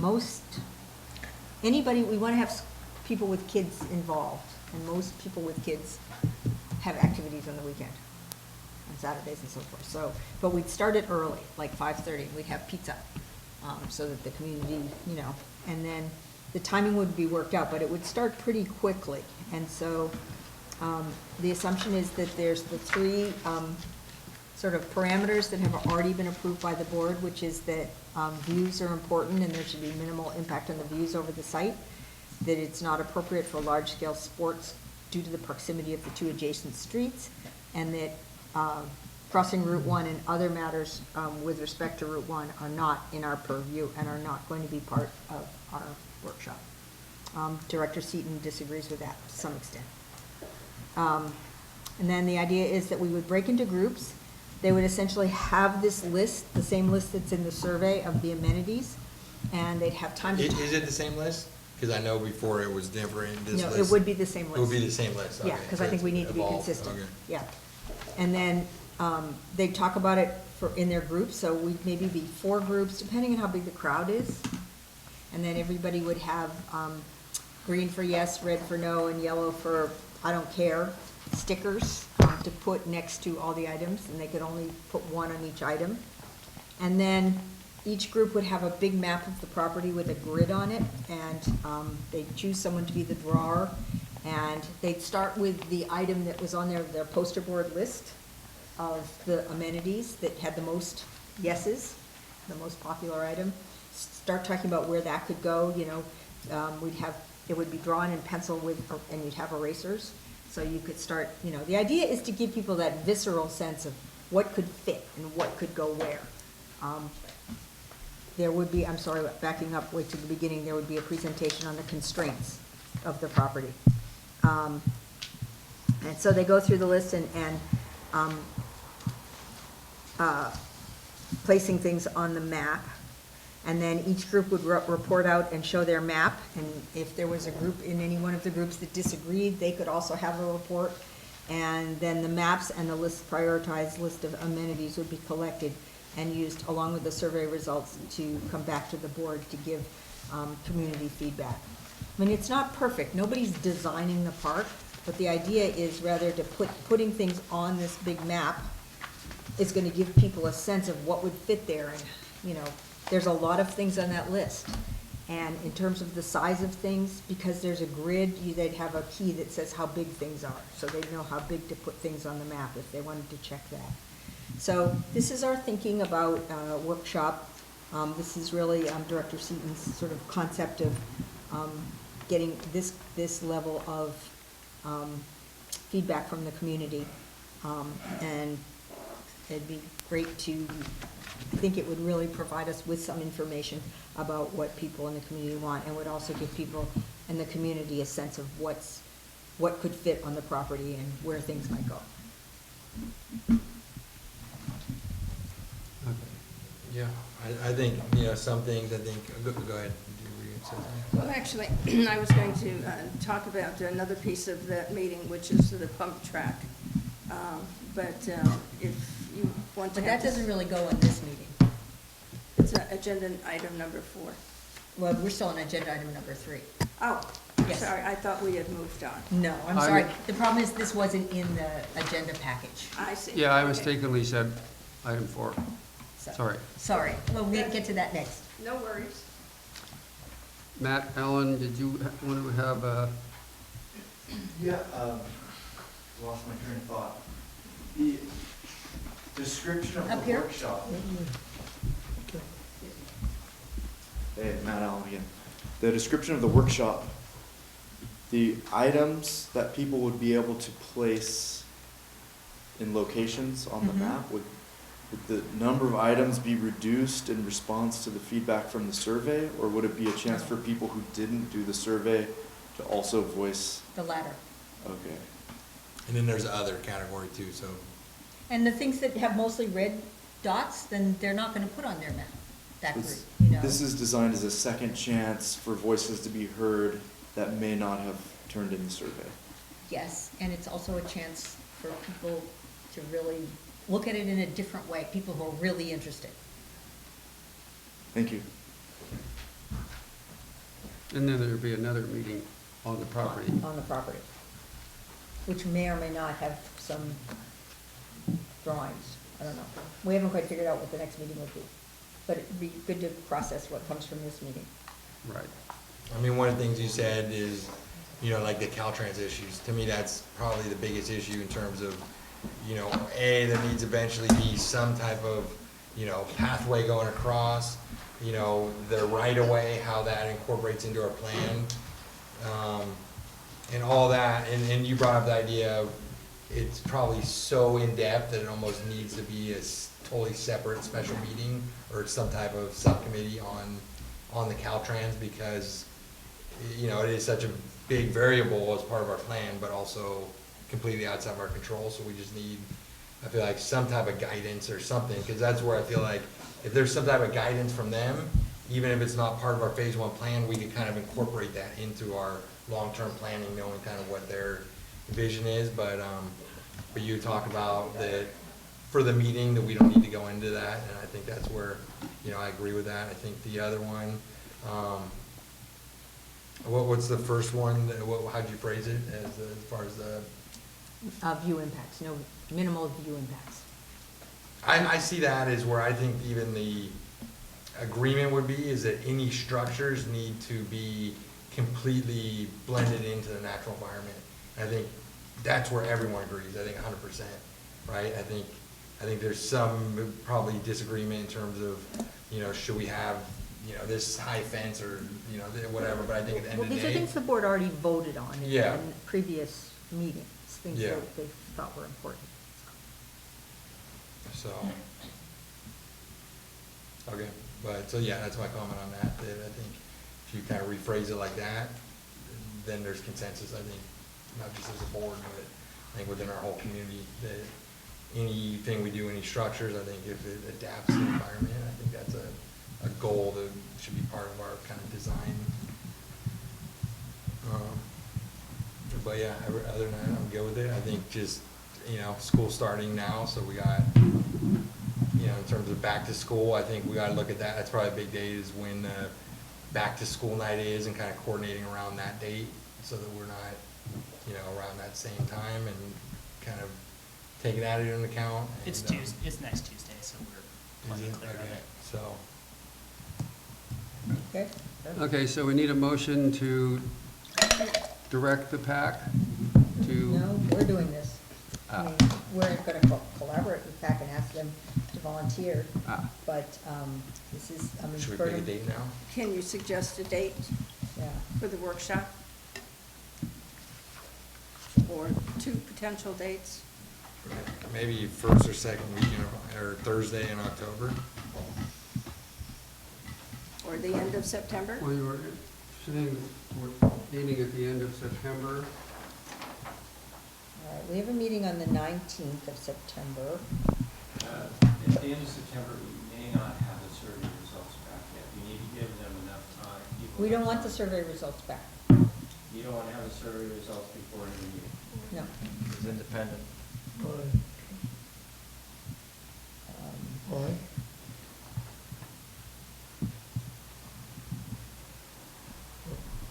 Well, how about the fourth Thursday, 26th of September? I can't do that. So what's that next Thursday in October? First Thursday in October is the 3rd. Does that work? No. Does it 10? have to be Thursday? No. No? How about Tuesday, the 24th of September? Works for me.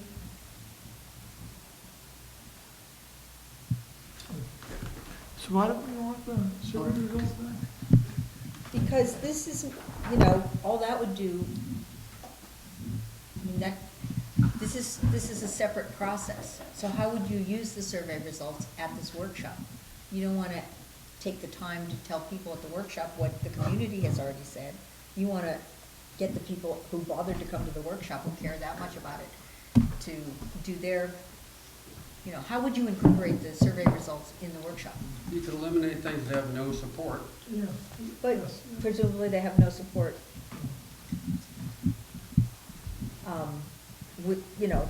What if everybody comes to the workshop and wants something that was on our original list but didn't get, I just figure it'd just take a long time. I mean, if we try to collate the survey, we can't get the survey even collated that fast. I mean, I'm not, I just don't see how you could make it work. What do you Hey, think? did you have? That was the spirit of my question is, Yeah, what do you think? the effort for refining the choices down and making the meeting more productive is reduce the number of choices based on the feedback you've already got from the survey, rather than having all the choices open again, because it But what's just the? slows down the process. It should be narrowing it down to the things of most interest. I would collate the survey results before having. And we'd have to do this workshop in October, I think. In terms of time needed to collate the survey, some of it's going to be online, which is automatic. You have the results, and then as soon as we get, it would take approximately, we have staff now that are available for entering the data that come from the written surveys. So just laying out some time frames. So we would arbitrarily cut the bottom, third of the things So on the just from a list that survey, didn't only looking do at the well in the survey. survey? Perspective, you need to have at least 3 weeks, give people at least 3 weeks once the survey is out to get their final, you remind them again and so forth, for non-respondents. So that's 3 weeks from when the survey goes out. And then probably 2 weeks after that to have the initial results. And maybe 3 to have, a total of 3 to have the presentation. So that's where I'm thinking if we can get the survey wording finalized and it out in the next week and a half, then we could certainly make it by the October board meeting. Don't forget, we also have to draft a newsletter. What, I'm sorry? We also have to draft a newsletter. Yeah. Well, that should not be very difficult. Based on Pat's timeline, if we can get it out Monday, the 26th approximately, that would be back and compiled by the end of September, which would allow us to. So how would you incorporate the results? Well, I mean, I'm not a statistician. I'll defer to Pat's expertise in that regard. But I mean, I don't recall what the survey several years ago looked like, but I would assume that there are clear things that a wide swath of the community wants and some clear things that relatively few people want. And I would think that even if we knock off The bottom third? 20%, bottom fifth even, to the bottom quarter, that would make a big difference. Because I do think there is the risk that you have a map and you have the 30 or so items that are in that long list, and it just becomes impossible to get a real useful output from the groups. I mean, I think we'll still have the other categories, so there's still an option to, either way. I see the main benefit as giving enough time so that the survey will drive more people to the event. So even in, like you were saying, if we need to have the survey open for 3 weeks, and then that's basically gonna be all of September, and then I would think like a 2-week after window where everybody that like submitted the survey online could even get a reminder saying, hey, you know, thank you for submitting your survey, remember to attend our workshop, you know. So that's kind of where I feel like, not necessarily, even if we didn't have the results, or maybe we did have them, but we didn't share them with people, you know, whatever, I feel like it's more a matter of giving enough time so that the survey doesn't overlap with the event itself, which will otherwise kind of cause confusion as far as, oh, I don't need to go to the event, I already filled out the survey. So that's where I kind of see that just giving enough time, you know, is beneficial. So maybe look at October for the workshop? Yeah, I would think that's more What about realistic. Tuesday, October 15th? Is that pumpkin fest, does that matter at all? It's a That's the Tuesday. weekend after. The weekend after, okay. So, Tuesday before. yeah. Tuesday the 15th? Pat, is that sufficient time? And with the timeline we laid out, yes. Okay. October 15th. So we'd have a board meeting 2 days later. Yeah, which could be good.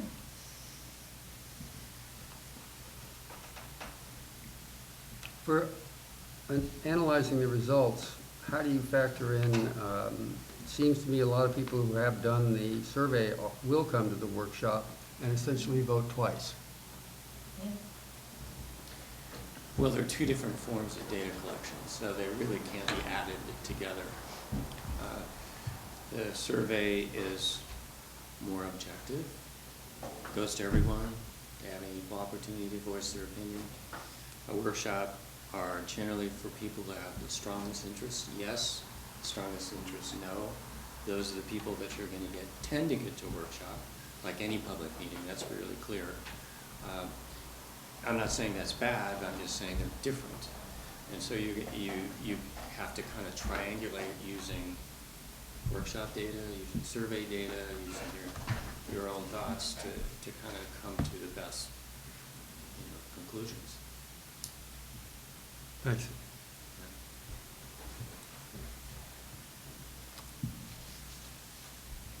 So is that, So is that?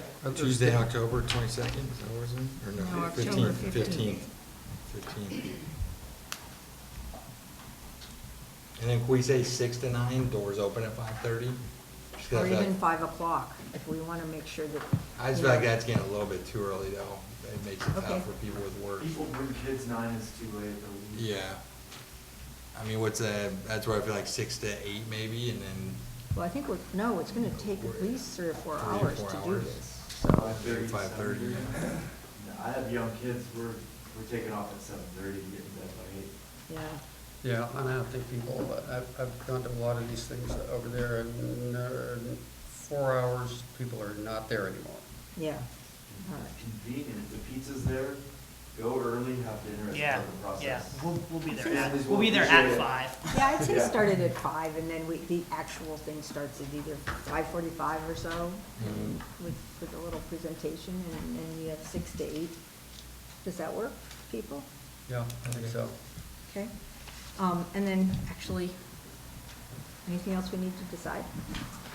We do need to back up and just talk, let's talk about the newsletter for a minute, because we need to put the survey in a newsletter. I thought what you wrote was great on recycling, on trash.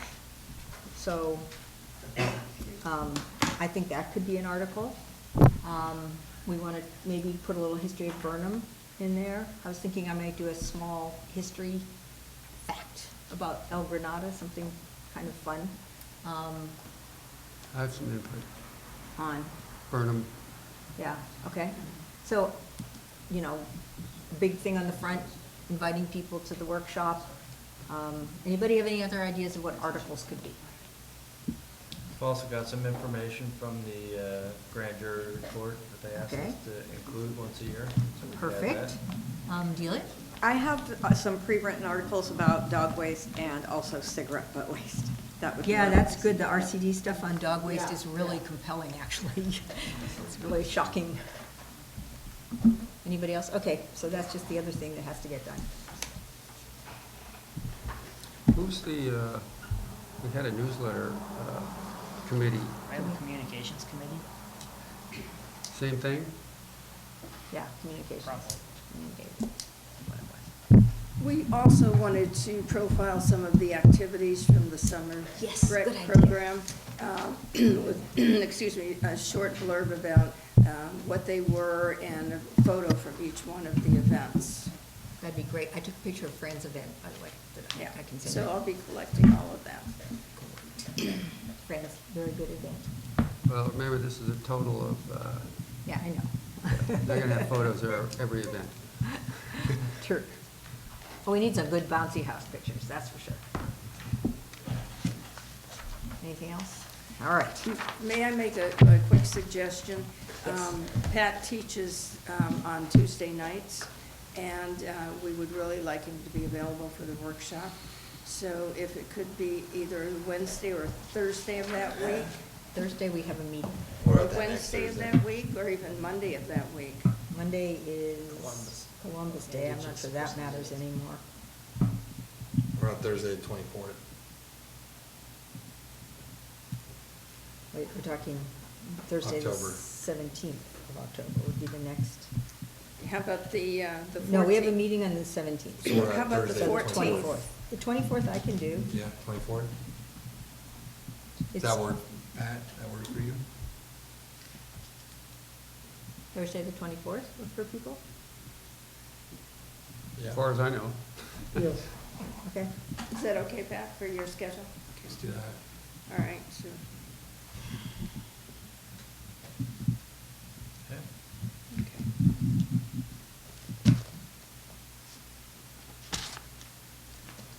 Okay, did you make the motion? Whoever made the motion, will you incorporate the schedule? Yeah, do we need a motion for that?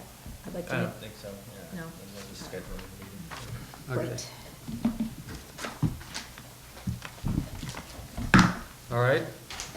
Is there a motion to vote on? Nope, No. we already took the early one. Okay, good. We'll move to item 4, consideration of Park Advisory Committee proposal for the pump track task force. And we have a speaker, Claudia Marshall. yes. So there was a general discussion about the potential pump track at Quarry Park. And Chair Marsh had attended a meeting, an MCC meeting, and met with the acting director for SMC Parks, whose name is Peggy Jensen. And Ms. Jensen shared with her that the parks now has a renewed, if not new, and enhanced vision to include more teens and more children within their programs. And so this went hand in hand with our discussions of pursuing the pump track at Quarry Park more quickly.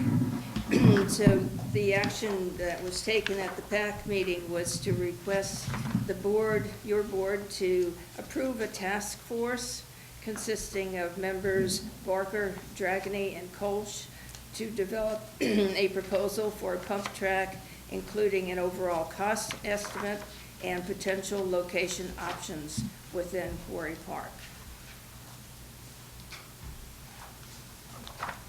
Okay. Barbara, did you have any more input on that? No, I just think they could start, you know, trying to put something together that could potentially probably come to the board first, but then be taken, you know, they could meet with county people and try to get this moving. Well, I mean, Paul's letter lays out the key questions. Yeah. And so, I mean, it seems like a no-brainer. They've got a pretty clear charge of what to look into. Right. And Claudia, were you looking for board action to appoint that task force? Yes. Yes, so someone would have to make a motion to approve. So it. moved. Sorry. We have a potential Oh. task Yeah, I force mean- member here. Yeah, I know I wrote the memo, you guys a memo about it, and it's just kind of, I just wanted to, you know, I mean, Nancy really got it right with what we need to do, you know, and it's really exactly what Sam's been asking for.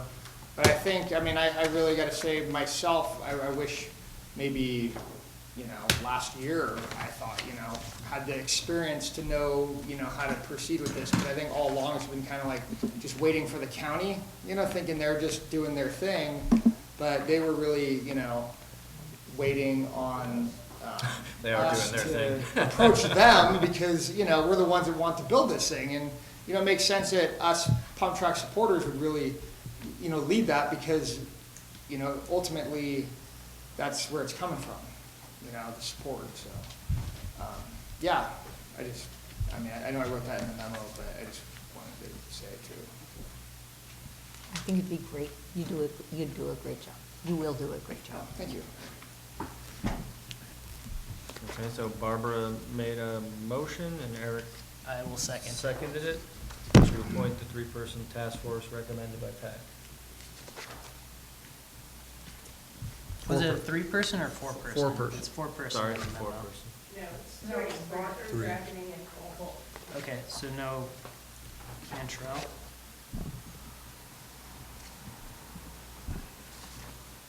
I mean, that's kind of a funny thing, that it couldn't, could it be 4 people? I mean, I know Susan didn't really volunteer, she said she's willing to help out. How many are on your committee? 7. So you could have, no, you can't have 4. Okay. Include someone who wants to. What about including outside non-voting, some of these other, like Iggy and some of those people that have come forward and said, we've designed hundreds of these, just let us know when you're ready, we'll be a part of it. Yeah, or PJ. Yeah, PJ, Bike Works, getting, Yeah, they can attend. They just can't have a meeting of four members of the okay, committee. but maybe without that is notice. something to look at, is all these other guys, bringing them into it, and, you know, just to kind of leverage that, you Yeah, know, absolutely. so. Okay. Okay, we have a motion. Assuming no other discussion, all those in favor? Aye. Aye. Passes unanimously. And once again, thank you to the PAC people and. Yes. Yeah, that's another thing about the county, and doing their thing is waiting for it to be pushed in the right direction. So, All right. Okay, thank you, Paul. okay, Sam. Sewer Authority, consideration of Sewer Authority Mid-Coast-Side Report. Well, Thank you, guys. Thank you. Thank you. Well, pretty much our entire meeting was closed session, so can't really talk about it. well, we did appoint Ian Child. Yeah, that's true at the previous meeting. Yeah, there's, So I had the electric scheme, so we had this. Yeah, I didn't go to that meeting, so if you want to report, go for Okay, it. yeah, okay. I heard it was really good. Do you know about this? Oh, no, I saw it in the Yeah, agenda. yeah. It was very impressive. What was it? It's a Yeah, they I did. can it's our report on two things. to TV scoping your lines. Oh, yeah, I was at that one, yeah. Oh, yeah, yeah. Yeah, You're the one that said it was good. it was. So yes, we have, on the 25th of July, we had appointed Dan Childs of wastewater management services to perform consulting services in the place of Kishan to help them put together. So he's actually meeting with people on the board right now to tap their brains for issues related to SAM. So that was one item. And the other item was on the 22nd of July. We had a presentation by Electroscan, Steve, which is, they're actually based in Sacramento. And this is using an electrical tech. You measure the resistance of the pipe, and you can detect with great accuracy where pinholes and small holes are. And so, yeah, so we have, and so they have a situation actually outside the SAM plant.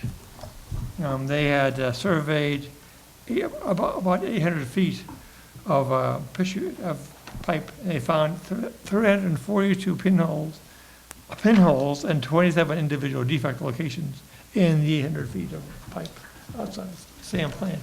So it's actually very, very, so it's worth considering for us to detect leaks in our.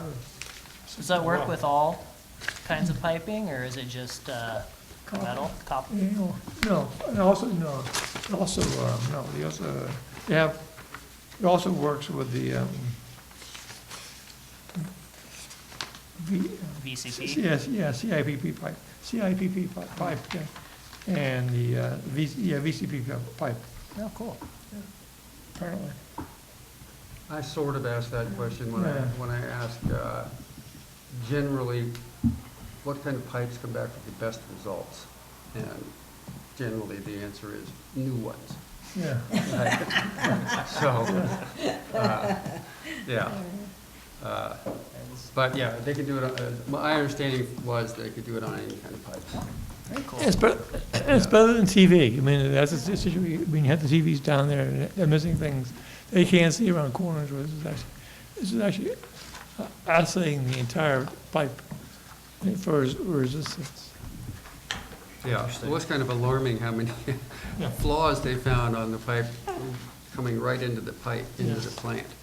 So, interesting. I also went to the July 22nd meeting for Director Guy, and I want to just mention that I pulled off the consent agenda the disbursements and brought up the ongoing controversy about Sam keeps telling us that this district is in arrears on our payments, and our staff had furnished them with the information and basically proof that that wasn't true, and there's no resolution, in fact, usually no response. So basically they said they'll try to get this done and do better. Well, I just have good news. I just want to interject here. I got a call from, or pardon me, an email from the auditor, Sam's auditor today, and they asked me for some information, which I immediately sent to them from our QuickBooks payments that we've made to them over the past several years, and they were very happy to get that, so they are in the process of reconciling. From Cropper? Yes. Sam's auditor. Yeah. We had gone back and forth on this numerous times, and I finally said to Delia, have the auditor talk, because we're not Well, resolving I'm on the it. SAM Finance Committee, and it was an agenda item, and everyone is committed to getting this resolved. They are still, as you know, struggling with the 2017-18 audit, but when that gets done, I mean, it's really crazy, but they are getting systems in place, finally, it seems, to run things more properly. Finally, And as soon. As an aside, going backwards a little bit, Dan Childs, the consultant they hired, has contacted me, and we're trying to arrange a phone call next week. I actually met with them for an hour as well. Oh, did you? Yeah, I met with them this week. And I met with him last week. So he's getting an earful. I didn't know if I wanted to be early or late in that one. Well, I told him, I was the first person you talked to, and I said, okay, I'll talk to you first, but I also want to talk to you again at the end. He said, okay. He seems really good. Good. Okay, anything else on Sam? All right, we're moving. Oh, I actually do have one more thing from the Finance Committee, which is, we've set up a new process for the budget for Sam. And it's very convoluted. It's a spreadsheet I put together. It's color-coded by who does what, and it has like 5 or 6 different colors of groups of things that have to do stuff. But it's starts with the CIP now. Instead of starting with just a random budget, it starts with the CIP. And so that's going to be on the next, this Finance Committee approved the tentative schedule, and I think the SAM budget is going to come through this year with better documentation and a time frame that's actually doable and incorporates comments from the managers and so forth. So it seems like we have the potential to have a much better budget process going with SAM going forward. Good. Can't argue with that. Yeah, it's fingers crossed, but no, I think it looks good. Yeah. Okay, consent agenda. Item number 6, approved July 11th, 2019 meeting minutes. Item number 7, approved July 18th, 2019 meeting minutes. Item 8, approved August 2019 warrants. Item 9, approved July 2019 financial statements. Item 10, approve assessment district distribution number 2-19/20. And 11, there is a caveat because we put the wrong association on there, sorry. It was my fault. Yeah, so it should. CSDA. oh, right, this is CSDA. And item 11 is approve attendance of Director Dye at the annual CSDA conference. It's not in San Diego either. is it? September 21 to 24 in Anaheim. Actually, oh, I thought the dates were later than that. Not that. No, that's right. And Director Dye has furnished us with a memo, I guess I would call it. And I just say, I about this. originally thought I want to get more educated on doing this job better, and I thought I would go to the CASA conference, which is sanitation districts, but they have virtually nothing substantive at the conference. You look at it and, like, there's 3 things I could go to, and plus there's one that's called Policy and Pints at a brewery, and that's pretty much it, whereas the. You've been to conferences, haven't you? I know. I'm wondering why you picked CSDA. Well, CSDA just has, conference, meeting after meeting that I think I would learn something from. So I wouldn't do it if I would.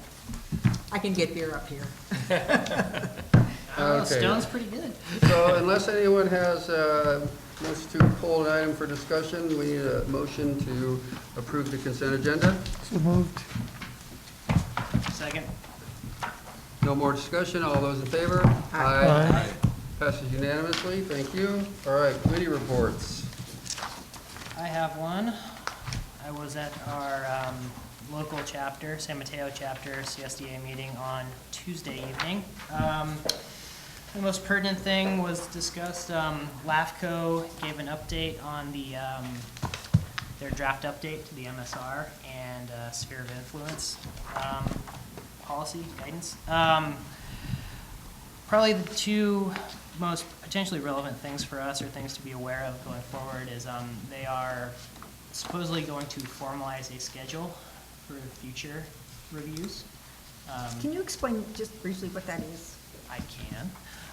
So LAFCO, whose acronym I can't remember off the top of my head, Is it a municipal services review? Yes, municipal services review. So they are charged with conducting a review of special districts every 5 years to review our services and sphere of influence, and then if needed, make recommendations on modifications or, in some cases, consolidation of districts. And so they are in the periodic process of updating their programs.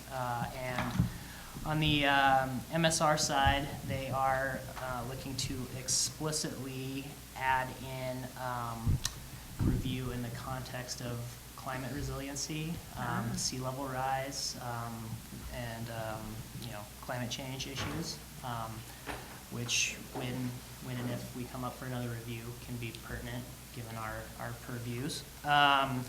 And they are also in the process of attempting to formalize their schedule for future MSR reviews.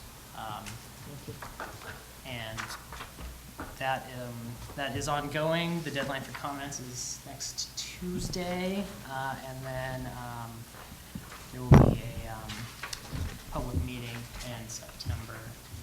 People have the opportunity to weigh in publicly if they so choose. And we went through this, it wasn't 5 years ago, I think. Yeah, I mean, More like 8 or 9. yeah, the statute is Right. 5 years. There is some discussion on changing the statute to every 8 years. So we'll see if that happens in the future. Okay, item 14, attorney's report. No report. Thank you. Item 15, general manager's report. Nothing further. Item 16, administrative staff report. Just real quickly, President Clark and I had a discussion in the office about monitoring the homeless issue over there after the vacancy we did last month. And Claudia accidentally set off the alarm this morning, and it sent over the sheriff's department, and it actually was the sheriff's deputy that I had talked to at the substation about the previous vacancy. And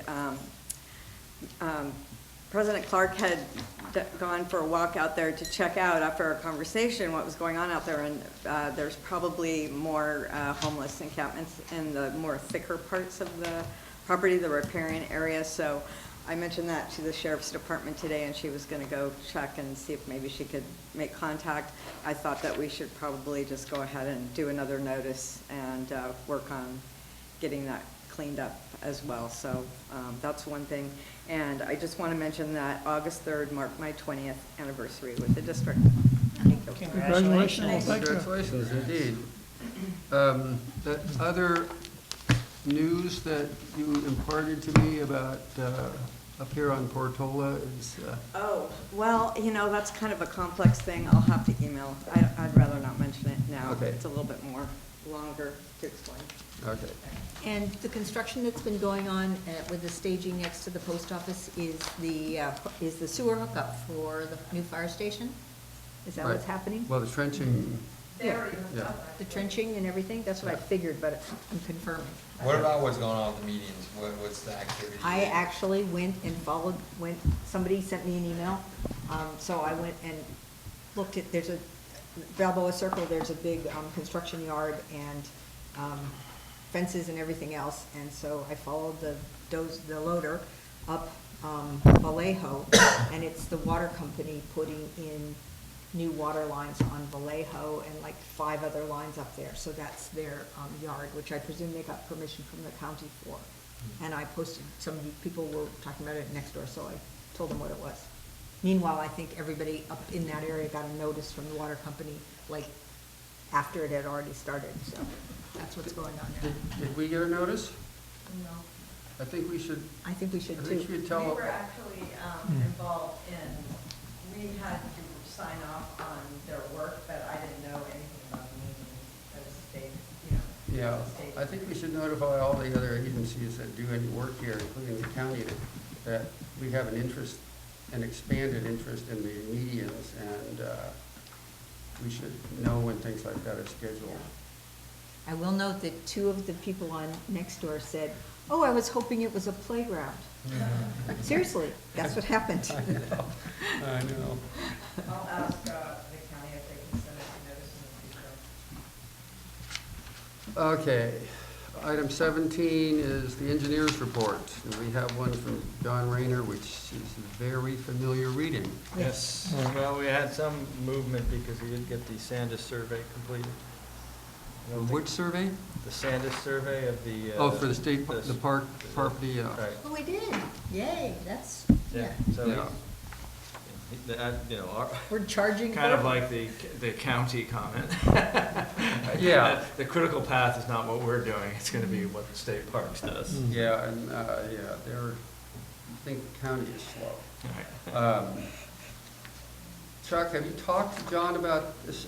Is there a chance we can get that easement in and get our 2-inch pipe off the existing bridge before we have to come up with another solution? Well, yeah, that's an interesting race between state parks and the county doing the bridge. I was gonna say, it looks like we're back to 2020, summer 2020 now Right, at the so we soonest. may.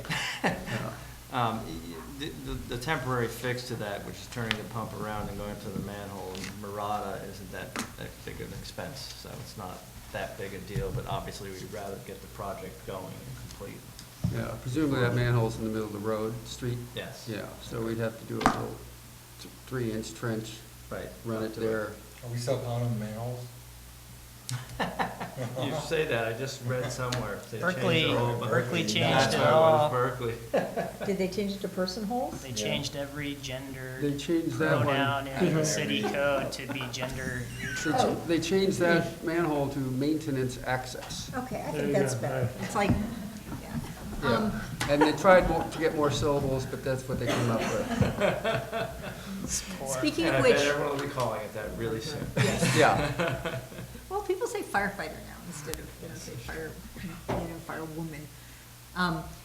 Up in Vallejo, there's, a small, I guess it's a access cover. There's one that says water and one that says sewer. And the guys called to my attention when I introduced myself that the one that says sewer is not for the sewer. It's for water.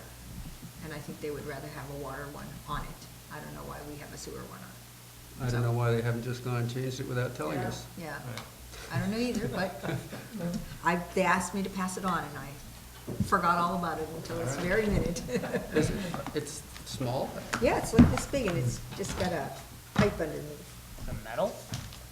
It's, it's the Plastic? main thing set into the road. It's It's metal. like a valve, Okay. yeah. It's like a valve thing. cover. Yeah. Valve cover, little valve. Just buy one. We'll have to ask them when they installed that. Yeah.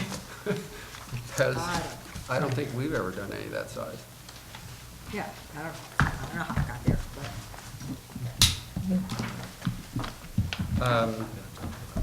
I don't know whether this is more appropriate under the engineer's report or under future agenda items, but Director Dye has been bringing up a possibility of, the CIP is complicated and a major endeavor, and she might, maybe you want to speak for yourself, but is there any way we could set up either a get-together before the meeting or a special meeting of some undetermined length? Yeah, I had misunderstood what we decided at our previous meeting, so I had John scheduled to come, John Rayner scheduled to come to this meeting, but we can set up I a. think it'd be better in a different, and No, it is, yeah, either a I think- notice meeting or we do it in twos. And he emailed me back saying he agrees with that he'd rather do it on a workshop basis to kind of figure out what's happening.